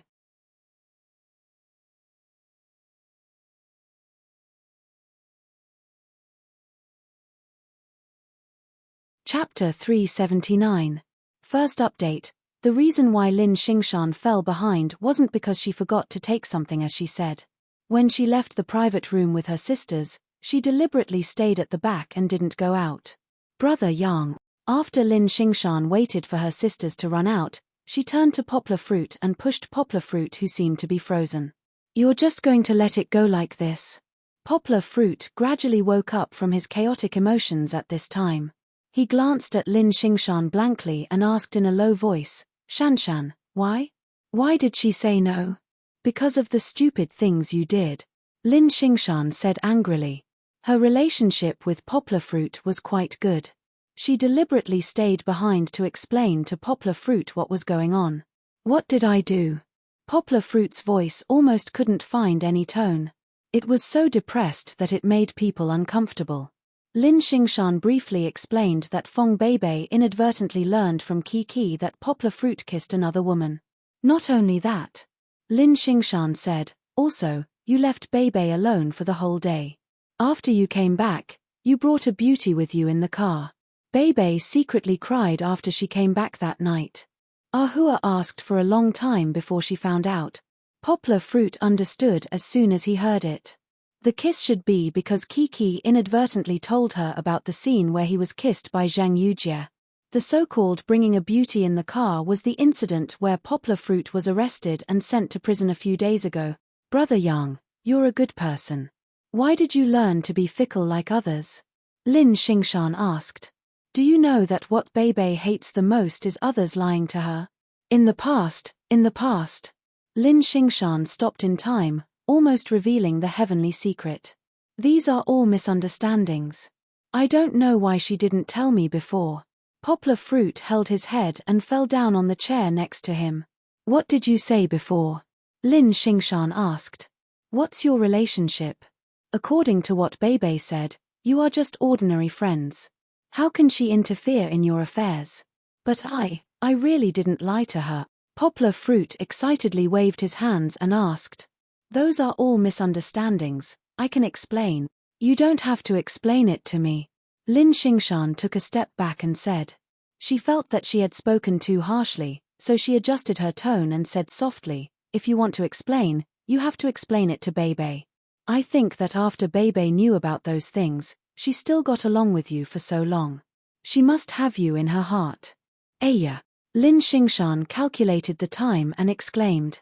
"After talking for so long, I have to go." After saying that, Lin Xingshan carried her small backpack and hurriedly chased after him. Only Yang Guo, who was in a daze, and Chichi, who didn't understand, were left in the room. "If you want to explain it to Beibei."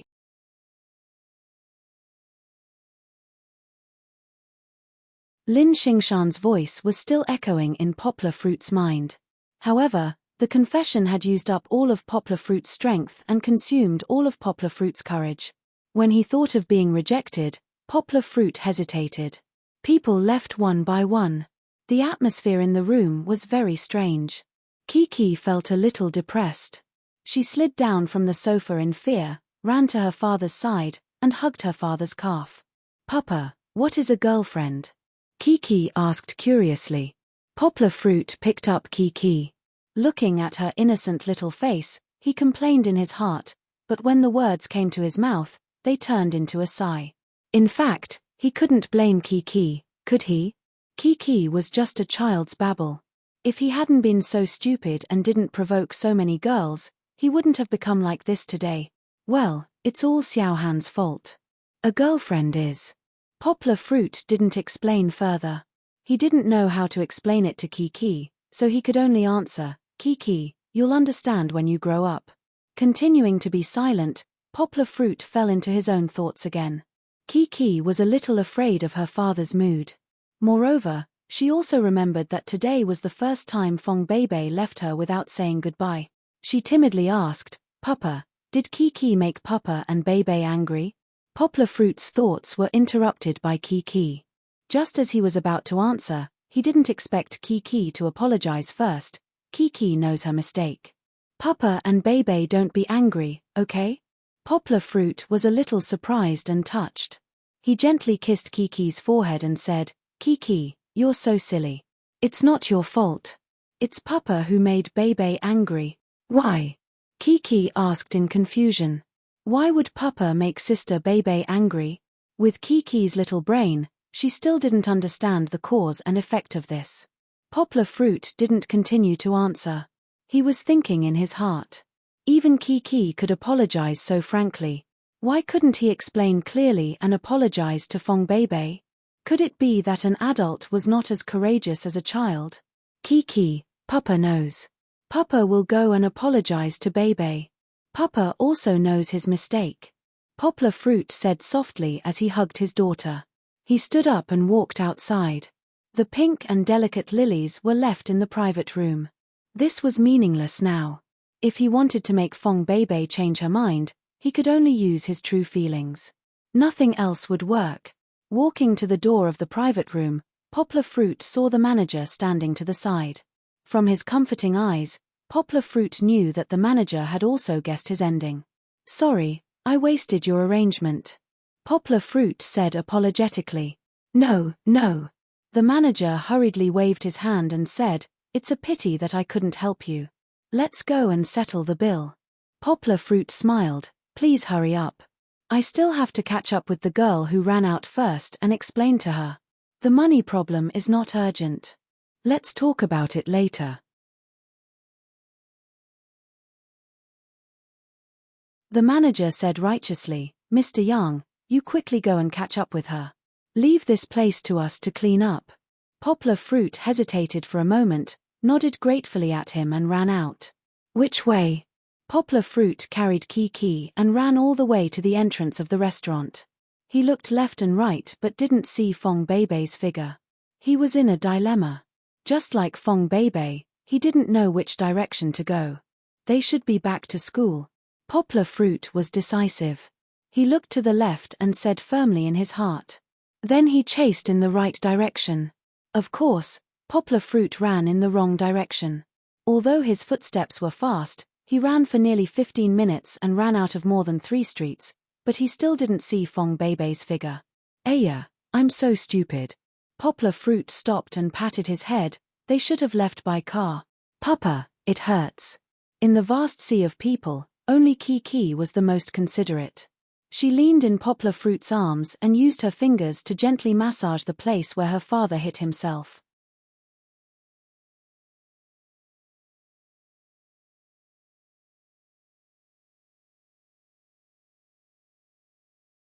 Chapter 380. Second update. Poplar Fruit returned to the hotel later and drove his own car back to school.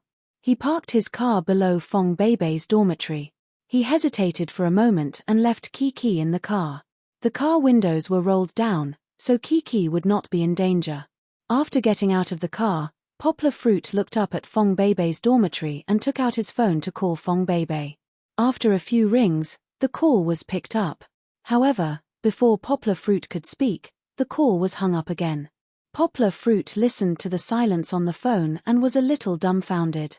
However, although Poplar Fruit was a little stupid and cowardly when it came to relationships, once he was firm in his beliefs, he would persevere. Therefore, he pressed the button a second time and called Fong Beibei's number again. This time, Fong Beibei's phone was switched off. Poplar Fruit was a little upset that she did not pick up his phone.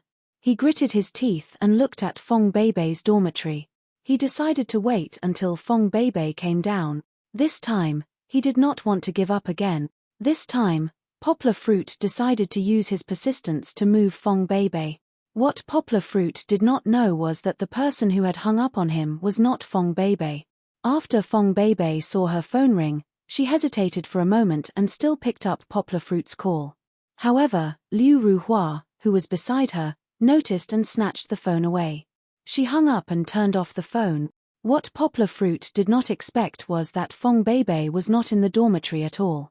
The girls were sitting on the stone bench by the river, not saying a word, accompanying Fong Beibei in a daze. No matter where Fong Beibei was, Poplar Fruit thought that Fong Beibei was upstairs, or perhaps secretly watching him from a corner. Poplar Fruit stood straight in front of Fong Beibei's dormitory building, like a small white poplar at a border outpost. The girls walked in and out. Poplar Fruit was such a big target, so he naturally became their focus. They pointed at Poplar Fruit and whispered, muttering about which girl was so cruel to leave such a handsome guy out in the sun. Poplar Fruit stood in front of the girls' dormitory like a sentinel. Even the dormitory manager came over to persuade Poplar Fruit to leave, but Poplar Fruit was very firm. He stood there without moving, his eyes only looking at the entrance of the dormitory, hoping to see that beautiful figure appear. The afternoon of June had already caught up with the footsteps of summer. The sun shone through the gaps between the branches and leaves of the king coconut tree, leaving camouflage spots of light on Poplar Fruit's face. Poplar Fruit did not move, but his face was already covered in fine beads of sweat. He pursed his lips, his face resolute, like a soldier who had experienced hundreds of battles, never giving up.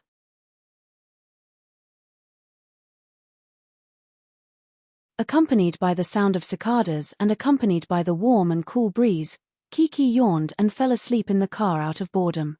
Time seemed to pass very slowly, but it also seemed to pass very quickly.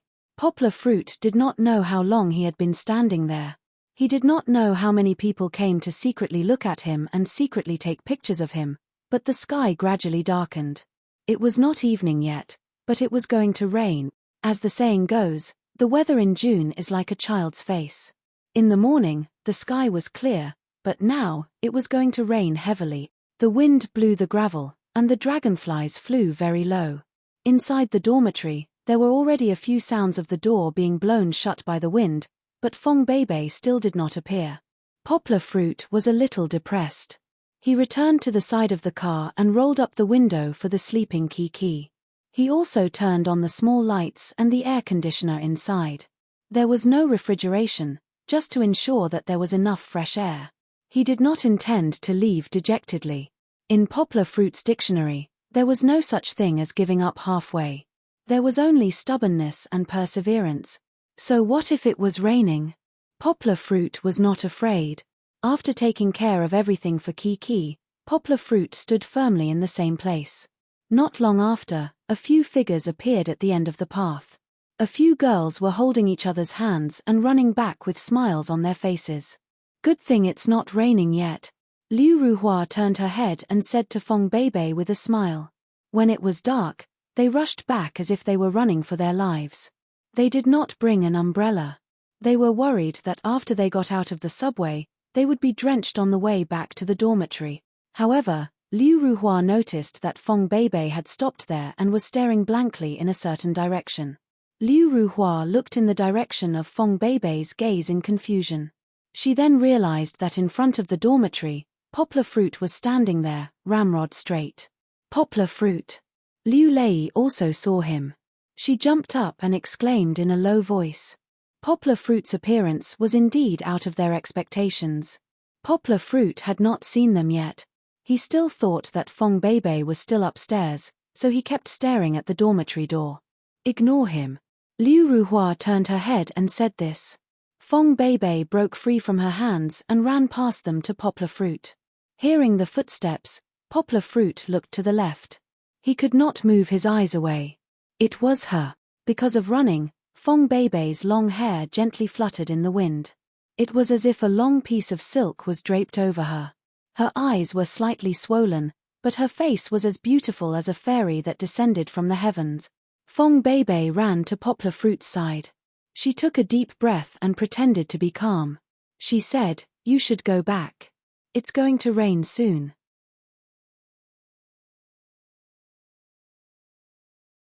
Poplar Fruit shook his head and said, "I'm not going. I want to explain to you. You have nothing to explain to me. You should go back." Fong Beibei turned her head. She did not dare to look into Poplar Fruit's eyes. She said with heavy breathing. She felt that she was going to cry again. "No. Beibei, listen to me." Poplar Fruit anxiously said, "It's really a misunderstanding. I'm not listening." Fong Beibei's heart was in a mess. She covered her ears and ran to the dormitory. It seemed that running away was her only choice. After running to the dormitory, Fong Beibei turned around. She looked at Poplar Fruit and shouted, "It's raining. You should go back."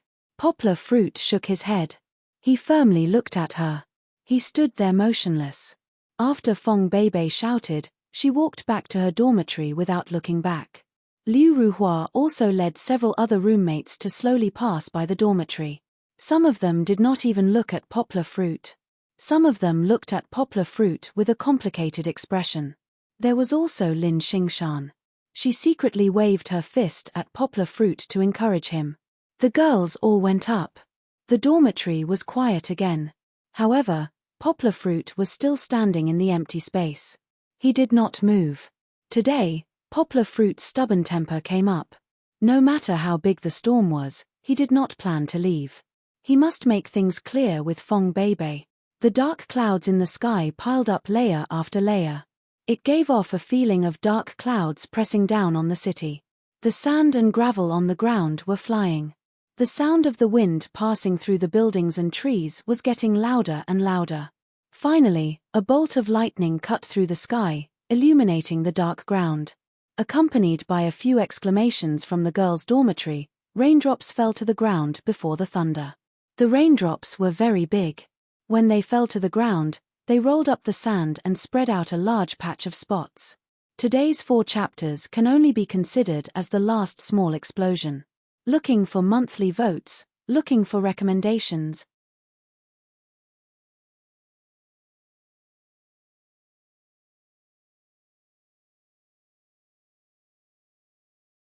Chapter 381. Third update. At first, the raindrops were only the size of beans, but after a while, the raindrops formed a curtain and became a torrential downpour. He's still downstairs.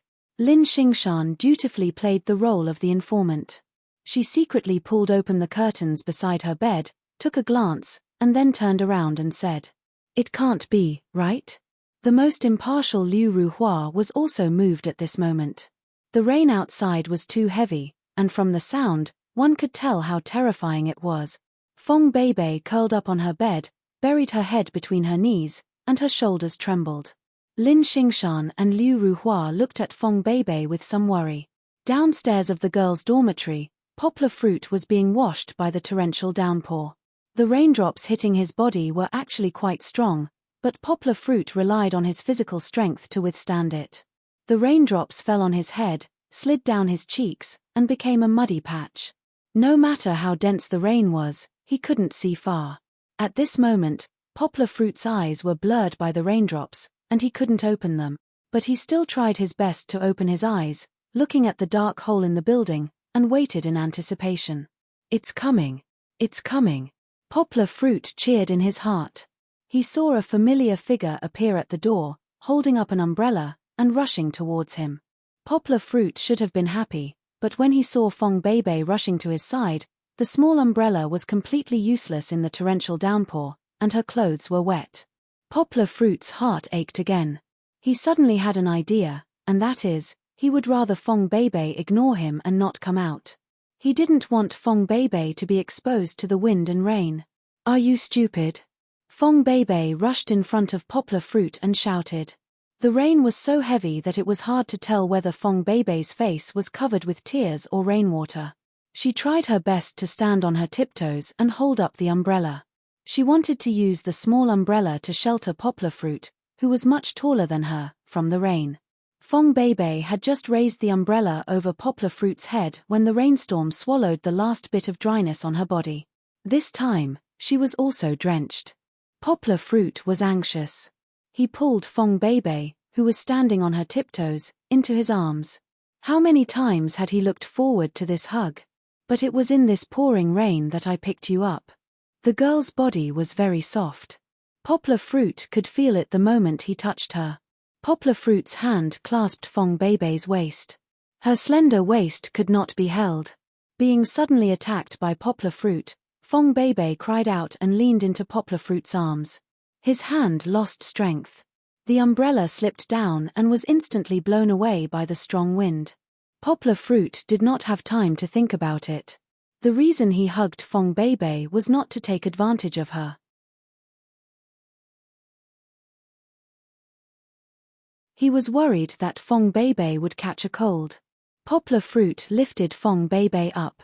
With his strength, he easily carried her to the eaves. "It's raining so heavily. Idiot, why did you come out?" Poplar Fruit used his body to block the dripping water from the eaves. He lowered his head and looked at Fong Beibei, whose wet hair was stuck to her cheeks, and questioned. "Isn't that because you're an idiot?" Standing outside in the rain like a fool? Fong Beibei retorted. Poplar Fruit looked at Fong Beibei's sparkling red lips in a daze. His breathing began to quicken. Fong Beibei did not know what Poplar Fruit was thinking. She only felt a trace of charm lingering in her heart. But she blushed and subconsciously turned her head away. Her stubborn look did not lose to Poplar Fruit, who was standing alone in the rain. Beibei. Poplar Fruit sobered up a little. He felt that he should take this opportunity to clear up all the misunderstandings. Shanshan told me everything. I'm sorry for not telling you clearly about those two things. But, it's really a misunderstanding. The wind and rain were very heavy, but the small space that Poplar Fruit separated for her did not let the wind and rain in. It was very safe. Fong Beibei did not say anything. She felt the spaciousness of Poplar Fruit's chest and the warmth emitted from his body. She felt the strength of Poplar Fruit's breathing and the strength of his heartbeat. Fong Beibei tilted her head and looked in another direction through the mist. She did not know if she was tired. She gently leaned her cheek against Poplar Fruit's right arm that was leaning against the wall and listened quietly. Poplar Fruit told her everything. The kiss that Kiki said to you is really not what you think. The situation is like this. A good friend of mine at the publishing house. Poplar Fruit explained the process of Zheng Yujie making a scene at the wedding and pretending to be his girlfriend for him. However, Poplar Fruit still concealed Zheng Yujie's confession and feelings for him. You know that it's uncomfortable. Why did you go before? Fong Beibei did not look at him. She muttered in a low voice. Her voice was instantly swept away by the whistling wind and rain, almost inaudible. Poplar Fruit still heard it. He quickly admitted his mistake. I know I was wrong. This wedding is the last time. I won't contact her again. That's not what I meant. Fong Beibei lowered her head and did not continue. As for the misunderstanding that day when Poplar Fruit was arrested, Poplar Fruit did not hide anything. He told her everything. And that day, I did lie to you. After I met the tutor, I went to find a restaurant. I didn't deliberately not come back at noon. Something happened. I got into a fight and was arrested by the police. Later, I was rescued by a big brother of mine. The girl you saw in my car that day is called Duan Xueqing.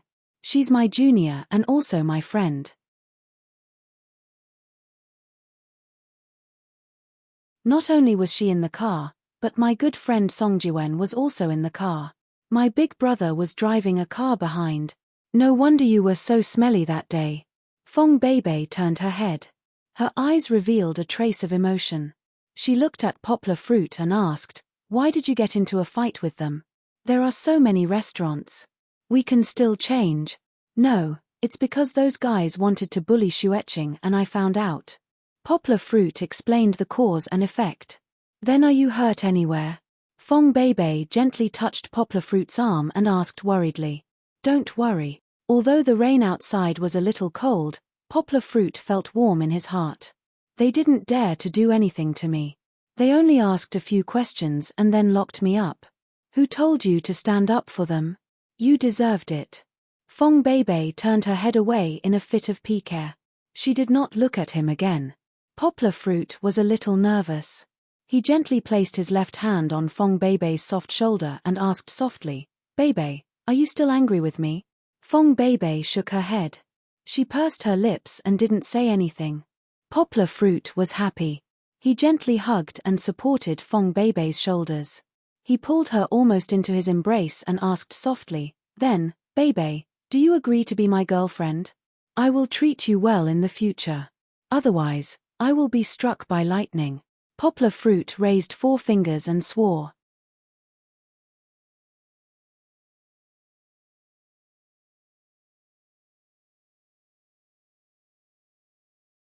Chapter 382. Fourth update. Fong Beibei turned her head and stared into Poplar Fruit's eyes. Her eyes were somewhat complicated. Poplar Fruit's heart just fell, but it was raised high again. I have one more question. Fong Beibei took a deep breath and asked. Ask away. Poplar Fruit quickly said, I promise to answer truthfully. Do you really love me, or do you just want to find a stepmother for Kiki? Fong Beibei's eyes became very calm at this moment. Don't know if it was because of the rain. Fong Beibei's chaotic thoughts finally cleared up, leaving only one question. Poplar Fruit was stunned. This question really made Poplar Fruit speechless. In fact, this question was very easy to answer. If it was Song Jiwen or any other man, he would certainly answer without hesitation, I really love you. In fact, this question was not a question at all. For an ordinary girl, wasn't this the answer they wanted? However, Fong Beibei was not an ordinary girl, and Poplar Fruit was not an ordinary man. Poplar Fruit, whose EQ was not very high, was stuck on this question. He even began to doubt himself. Yes, I love Fong Beibei. What about her? Or is it just because Kiki likes Fong Beibei, and I love her because I love her? Poplar Fruit was dumbfounded. He did not know how to answer. Poplar Fruit's mouth was wide open. His brain was spinning. Suddenly, it got stuck. Countless nerves were tangled up in an instant, and he could not figure it out. Why couldn't he figure it out? From the first day Poplar Fruit met Fong Beibei, when the two of them were together, Kiki was always there. Even Poplar Fruit did not know if his feelings for Fong Beibei began when he saw Fong Beibei's beautiful back by the lake, or when he found out that Fong Beibei could be accepted by Kiki. At that time, Kiki was very young. She was never willing to leave her father's arms. However, Fong Beibei let Kiki throw herself into her arms. Moreover, Kiki gave her first kiss to Beibei. This was something that Poplar Fruit still kept in his heart. Kiki was too important in Poplar Fruit's life. Even in Poplar Fruit's eyes, Kiki's position was not as important as Kiki. Everything had to be prioritized. Did Poplar Fruit like Fong Beibei? This was without a doubt. If he did not like her, how could he be attracted to her? However, even in his dream, when he and Fong Beibei were together sweetly, Kiki was still mixed in between them. This made Poplar Fruit confused himself. Did he fall in love with Fong Beibei? Or did he fall in love with Fong Beibei because Kiki liked Fong Beibei? Poplar Fruit hesitated for a long time. It seemed that he could not find the answer to this question. He finally opened his mouth, but he could not help but ask Fong Beibei, what's the difference between this question? Beibei, I know that you also like Kiki. Can't you accept her? There's a big difference.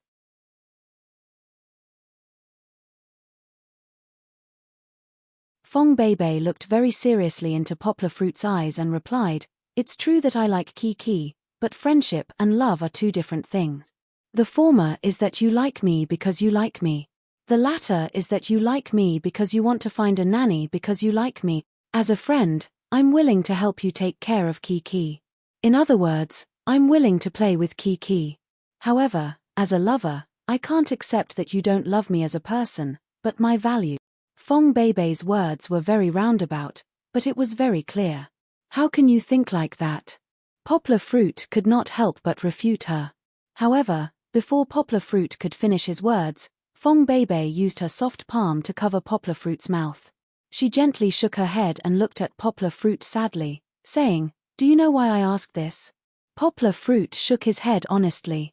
When you showed me the video at the restaurant, I watched it very seriously. I was very touched. Really, I didn't think that you would take so many photos of me in the past 6 months. Fong Beibei said softly, but I also saw that there were a total of 37 photos in the video. 29 of them were photos of me and Kiki together, accounting for about 78.4%. There were only 12 photos of you and me at the same time. I won't talk about the probability, it's not even half. Also, I couldn't find any photos of only you and me.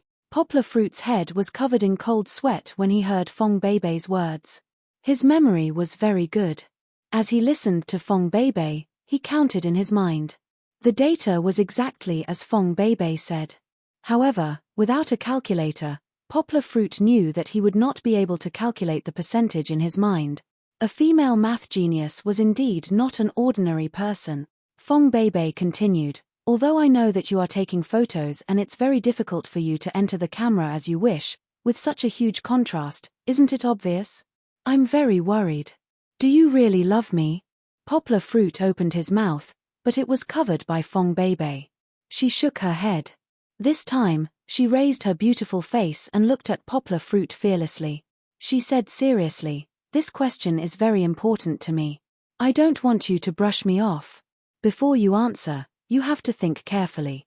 Poplar Fruit was anxious. He wanted to say, "I love you. How can I not love you?" However, Fong Beibei did not let him say it. She bit her lower lip with her pearly white teeth, lowered her head, and said, "I'll give you 2 months to think about it. The summer vacation is coming. In these 2 months, let's not see each other, okay? 2 months, 2 months, so long." Poplar Fruit stood there in a daze. He was a little lost and did not know how to answer Fong Beibei. 2 months was too long. It was long enough to change anything. Fong Beibei saw that Poplar Fruit did not reply.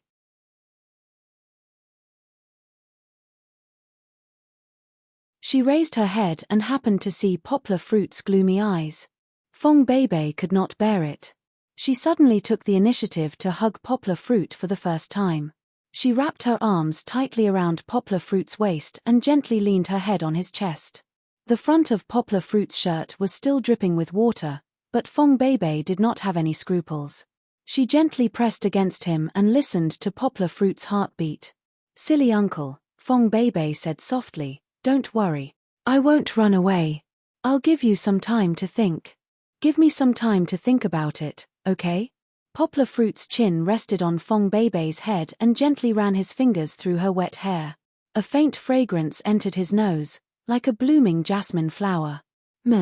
Poplar Fruit responded with his nose and hugged Fong Beibei's soft body tightly. "I'll figure it out." When the two separated, Poplar Fruit said firmly. Fong Beibei walked 2 steps toward the dormitory door. She turned her head and wanted to say something. "Go back, don't catch a cold." Poplar Fruit waved at her and smiled. "The rain is going to stop, don't worry." Fong Beibei nodded and walked upstairs. After a week of outbursts, Xiao Han is also physically and mentally exhausted. There aren't many chapters left, so I can only resume 3 chapters. Xiao Han is quite loyal, right? He has never stopped updating. I don't know if there will be more outbursts in the future. Xiao Han can't promise everyone, but he will keep working hard. I hope everyone can continue to support Xiao Han and Kiki Tilda.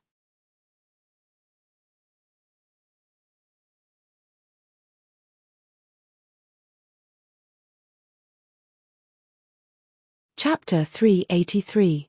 Back in the neighborhood, as soon as the door opened, Goldie, who had been cooped up in the car for a long time, could not help but jump out. It ignored Poplar Fruit and Kiki, and ran straight home from the parking lot. Because his body was wet, Poplar Fruit had been using Kiki's small blanket to cushion his butt. This time, he used it to wrap around Kiki's body to prevent her from touching his body. "Papa, you didn't take off your clothes when you took a shower," Kiki said with a grin. "Daddy took a shower?" "Daddy didn't take a shower." Poplar Fruit was still thinking about what happened just now. Kiki's words, Poplar Fruit simply responded without thinking. "Papa's hair is still wet." Kiki pouted her small mouth and said, "Kiki's hair is also wet when I took a shower." "Oh, Daddy's hair is not wet when he took a shower." Poplar Fruit said with a smile, "Daddy was just caught in the rain. Look, it's still raining heavily outside." He carried his daughter to the window of the parking lot that led to the residential building, and pointed outside to show her. "Why did Papa get caught in the rain? Is it fun to get caught in the rain?" Kiki curiously asked. "Because Daddy did something wrong, so he had to stand in the rain and beg Beibei for forgiveness." Poplar Fruit explained, "It's not fun to get caught in the rain. Getting caught in the rain is like Kiki doing something wrong, and Daddy wants you to stand as punishment." "It's a punishment." Kiki nodded as if she understood. Her face revealed a scared expression. She pulled her father's hand, shook it, and said a little like a spoiled child, "Papa, Kiki begs Beibei not to let Papa get caught in the rain. Papa, in the future, don't let Kiki stand as punishment, okay? That won't do. If you do something wrong, you have to be punished so that you won't do it again," Poplar Fruit said with a smile. "So, Kiki and Dad have to be obedient, right?" "Yes." Kiki thought about it seriously and nodded obediently. When he returned to the apartment, Song Jiwen was already standing there with his door open. "Hey, Laro Guo, Can you look after this stupid dog? Song Jiwen stood there helplessly with his hands on his chest and said, You come and scratch my door all day long. So noisy. Poplar Fruit ignored his complaint, took out the key to open the door, and asked with a smile, Why are you back so early today? I went out with my leader to do something. When it rained, I took a taxi home. Song Jiwen put on a smile, just in time to come back and see if you brought my daughter's friend home. Poplar Fruit was going to confess today. He didn't hide this from Song Jiwen. Poplar Fruit even asked Song Jiwen, the former playboy, for advice on many of the confession procedures. What my daughter's friend? Poplar Fruit opened the door and smiled gently, neither sad nor happy. No way, did I remember wrongly? Song Jiwen went into Poplar Fruit's room.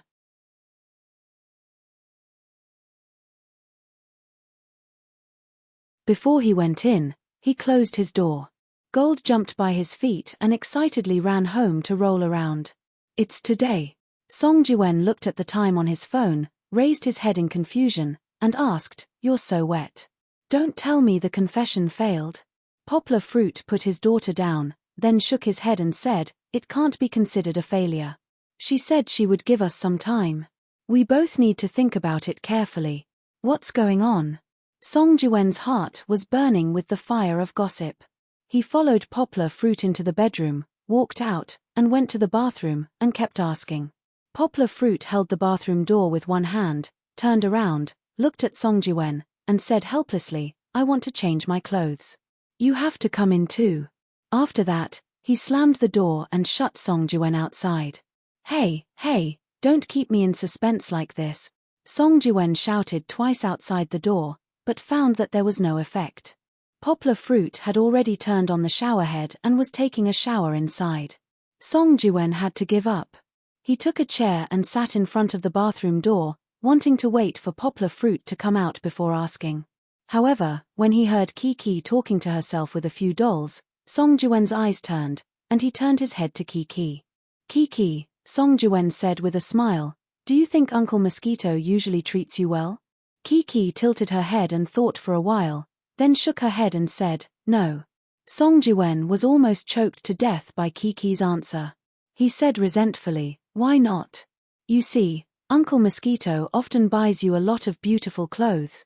That was true, but most of the time, it was Kiki's godmother, Liu Suqin, who twisted his ear and forced him to buy them. Except for accompanying his sister, Song Jiwen was too lazy to go shopping himself. However, Kiki didn't know that. She thought for a while, then nodded and said, well, Uncle Mosquito is very good to Kiki. That's right. Song Jiwen said with satisfaction. Kiki, tell Uncle Mosquito, how is your father today? Why is it raining so much? I know.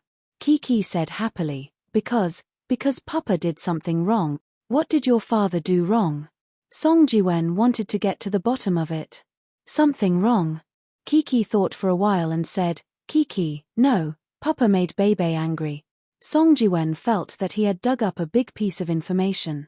He continued to ask excitedly, how did he make Fong Bebe angry? It's Bebe. Kiki seriously corrected Song Jiwen's mistake. Yes, it's Bebe. Song Jiwen didn't have time to explain to Kiki, and asked, how did your father make Bebe angry? Because Papa wants Bebe to be his girlfriend. Kiki naively thought that being a girlfriend was something, and she said to Song Jiwen in a childish voice, so Bebe is angry. Uncle Mosquito, what is a girlfriend?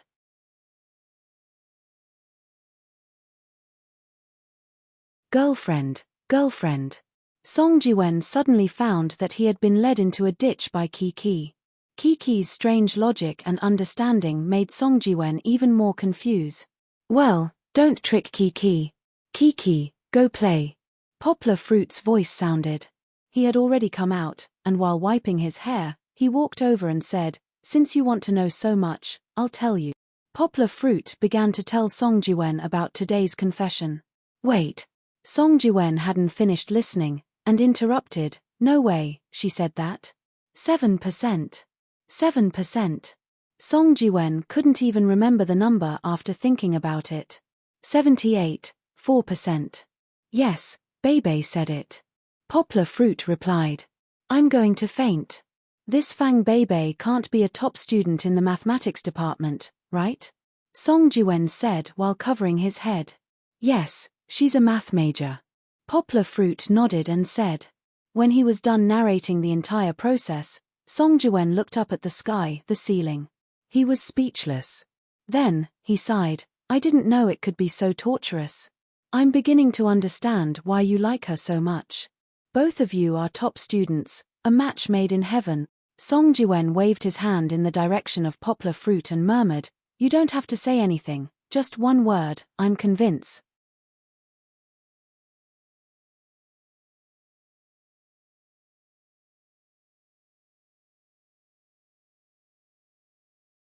Chapter 384. Poplar Fruit stood beside a chair in Yang Cheng's Bai Yi Airport's departure lounge as he helplessly watched Kiki run around him. She even hid from time to time, wanting to play hide and seek with her father. He didn't dare to sit down as he was afraid that this little girl would accidentally run out of his sight. But luckily, Kiki's bell-like laughter gave Poplar Fruit an accurate guide. Kiki herself also forgot and didn't know how to stop laughing when she hid. Yes, Poplar Fruit was about to set off again. This time, he was going to Beijing, unexpectedly had already started filming. Poplar Fruit delayed a few days because of his confession. Wan Hetiani also gave face to Poplar Fruit and asked the crew to delay Poplar Fruit's scenes. This allowed Poplar Fruit to enjoy the treatment of an A-list celebrity. Poplar Fruit felt quite embarrassed, so the day after his confession, Poplar Fruit hurriedly packed his luggage and prepared to fly over. Ding dong. His phone vibrated in his trouser pocket. Poplar Fruit frowned and quickly took out his phone from his trouser pocket. After buying the tickets, Poplar Fruit hesitated for a moment before sending a message to Fang Beibei. The content wasn't too complicated. It was more like a report to Fang Beibei that he was going to Beijing. However, it was for work. The translation company he worked at invested in a film and so on. If Song Jiwen saw this, he would definitely scold him for being stupid. Poplar Fruit also didn't know why he did this. In fact, he didn't have to do this at all. But subconsciously, he was more willing to confess in exchange for peace of mind. The previous misunderstanding caused Fang Beibei to reject him. Poplar Fruit didn't want this to happen again. After the misunderstanding, he hurriedly tried to remedy it. This time it was pardonable, but if he kept making mistakes, no matter how soft-hearted Fang Beibei was, she wouldn't forgive him. Ian, I believe you. Although it was almost time to board the plane, Fang Beibei's message just arrived from Shanshan. However, this short reply made Poplar Fruit happy. Believe was just one word, but it was heavy. Poplar Fruit was indescribably touched. More importantly, he knew in his heart that this kind of trust was something he couldn't let down. Let's go. Poplar Fruit put down his phone and walked over to carry Kiki. His heart was filled with sunshine, and his face couldn't stop smiling. As usual, they checked in their luggage. Because Kiki had grown up, Poplar Fruit didn't have to carry a big bag to carry Kiki's milk bottle and other things. Finally, they could take the plane easily. Excuse me. Poplar Fruit took the plane ticket, squeezed through the registration crowd, and found his seat. Unfortunately, because it was summer vacation, air tickets were very tight. Poplar Fruit could only book economy class, and only got one ticket. Kiki could only squeeze with her father.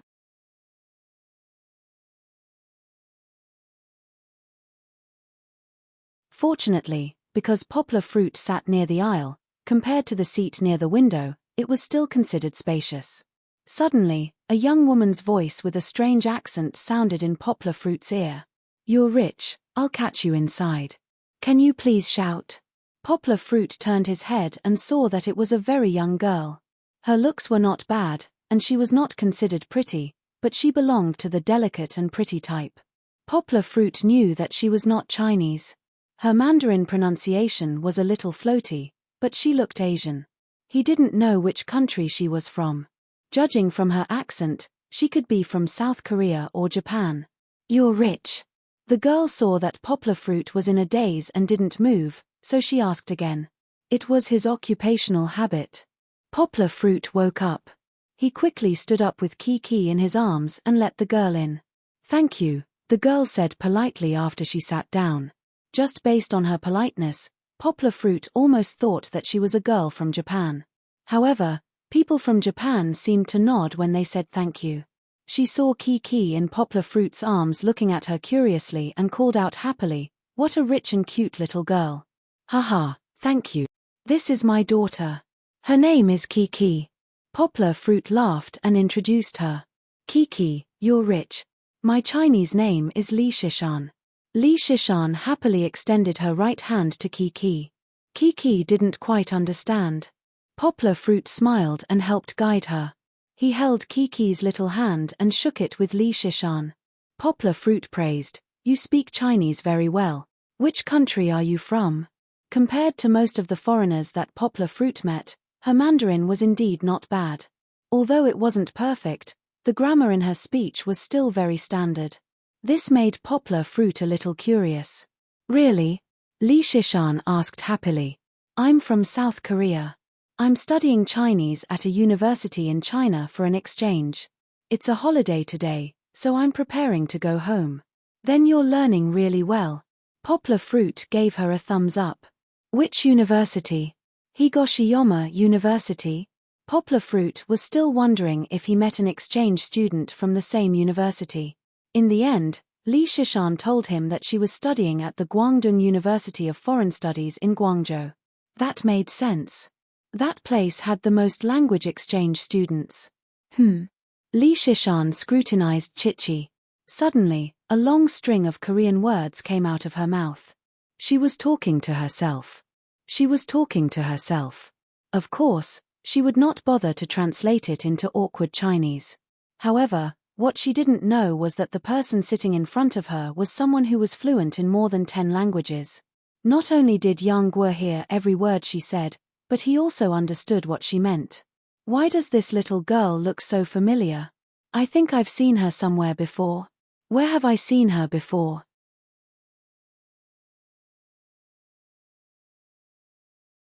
Poplar Fruit scratched his head, wondering if he should tell her that he could understand South Korean.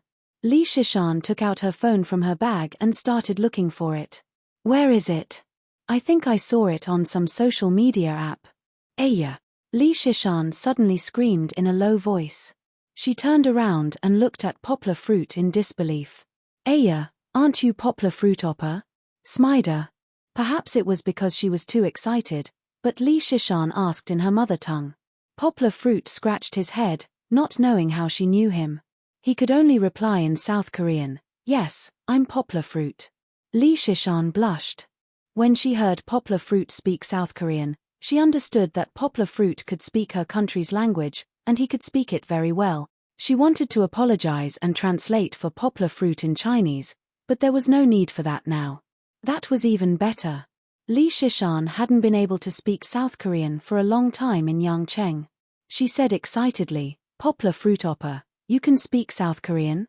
I'm too excited, Smider, I'm sorry. It's my first time meeting you, I'm very happy." She was a little incoherent.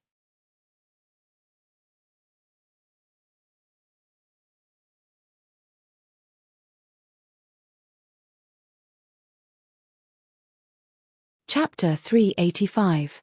Papa, what is Smider? Kiki did not understand, but she accurately grasped the word that appeared the most frequently in Li Shishan's words, so she asked curiously. Smider is a tone word in Korean. Poplar Fruit himself also realized that this explanation was too difficult to understand, so he smiled and said, "It has the same meaning as ma, and I." Chichi blinked her eyes as if she didn't fully understand. She asked again, "What's a stick? Is it delicious?" "Hey, Kiki is so cute, I like you so much." Li Shishan was so amused by Kiki that she covered her mouth and laughed. Unfortunately, she was not considered pretty, so the way she laughed did not make Poplar Fruit's eyes light up. This made Poplar Fruit a little worried. Didn't they say that the women in Korea were all processed beauties? Could there be a fish that escaped the net? He did not dare to say it out loud. "Oh right, how did you know me?" Poplar Fruit started to chat with her in Chinese again. "Did we know each other before? Can we speak Korean?" Li Shishan looked at Poplar Fruit pitifully and said, It's very difficult for me to speak Chinese, unlike Poplar Fruitopper who is good at it. Okay. Poplar Fruit shrugged indifferently and replied in Korean. It's like this. After switching back to her mother tongue, Li Shishan seemed to have opened up a chatterbox and happily said, Poplar Fruitopper, many of our friends follow your Weibo, especially the University of Foreign Studies in Guangdong Province. Many girls I know follow you, and they especially like to read your Weibo. Ah, really? Poplar Fruit scratched his head a little embarrassedly.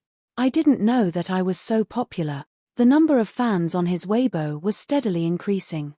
If he remembered correctly, what a joke, how could he remember incorrectly? The last time he posted on Weibo, he already had 450,000 followers. Although this number was much lower than that of a celebrity, he was still considered an internet celebrity. Poplar Fruit didn't pay much attention to who was paying attention to him, but he was still flattered to be pursued by a group of young and beautiful university students. What was the situation now? Poplar Fruit pondered in his heart. Could it be a chance encounter with a fan? Next was the signature. Or a group photo. Why was she behaving like a superstar? Poplar Fruit was secretly delighted. Yes, everyone is saying that Kiki is so cute.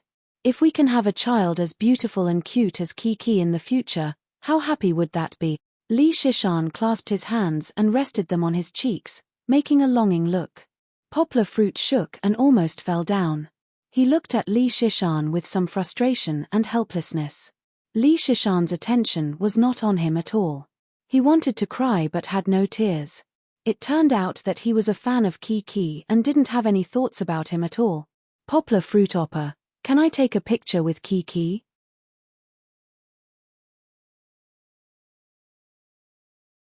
Li Shishan begged Poplar Fruit with a somewhat coquettish tone. If my Chinese friends see this, they will be very envious of my smecta. Although the limelight was stolen by Kiki, Poplar Fruit was not dissatisfied. He really wasn't a person who liked to be in the limelight. He was just a little conflicted, but Poplar Fruit was calm.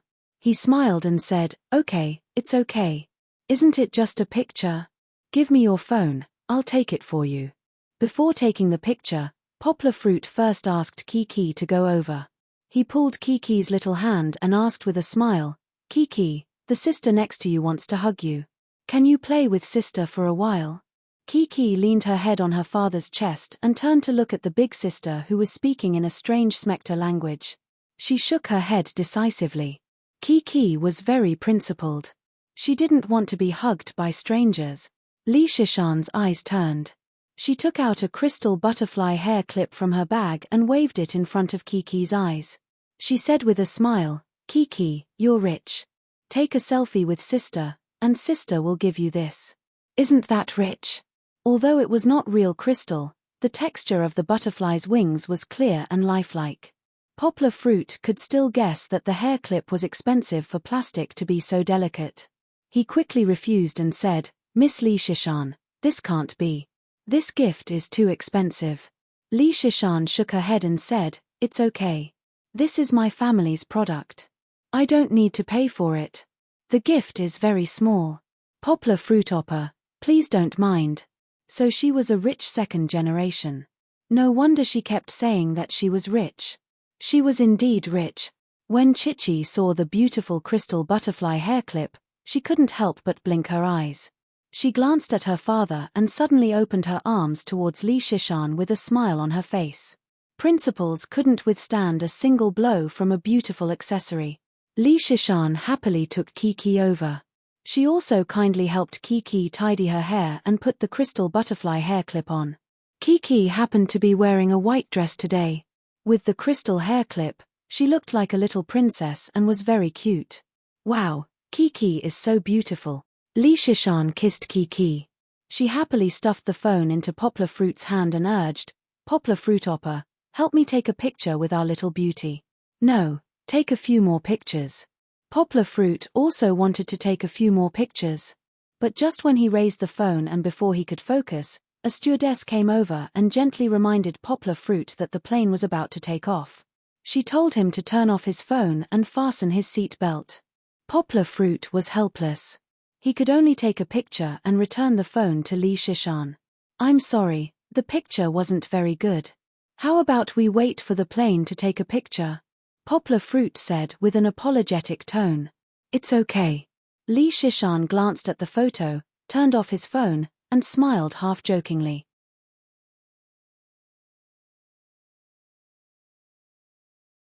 With this photo, I can show off to my Chinese friends. Oh my god, I actually met Chichi in person, and I even got a photo with her. It's incredible, they'll be so envious of me. No way. Poplar Fruit still didn't quite believe that Kiki could have such charm. He was deeply puzzled by Li Shishan's excited and trembling appearance. Of course, Li Shishan said seriously, Chichi is very cute. We all like her big eyes very much. They're so cute. And Gold, Smider, we all like to have such a beautiful golden retriever. Poplar Fruit Opper, if a boy gives me a dog as obedient and cute as Gold, I will die of happiness. Poplar Fruit's eyebrows trembled stiffly. The scene of Gold sneaking behind Kiki and doing bad things appeared in his mind. His status was not as high as Kiki's, but he couldn't even compare to a dog. Sigh, I really don't understand the people after the 90s.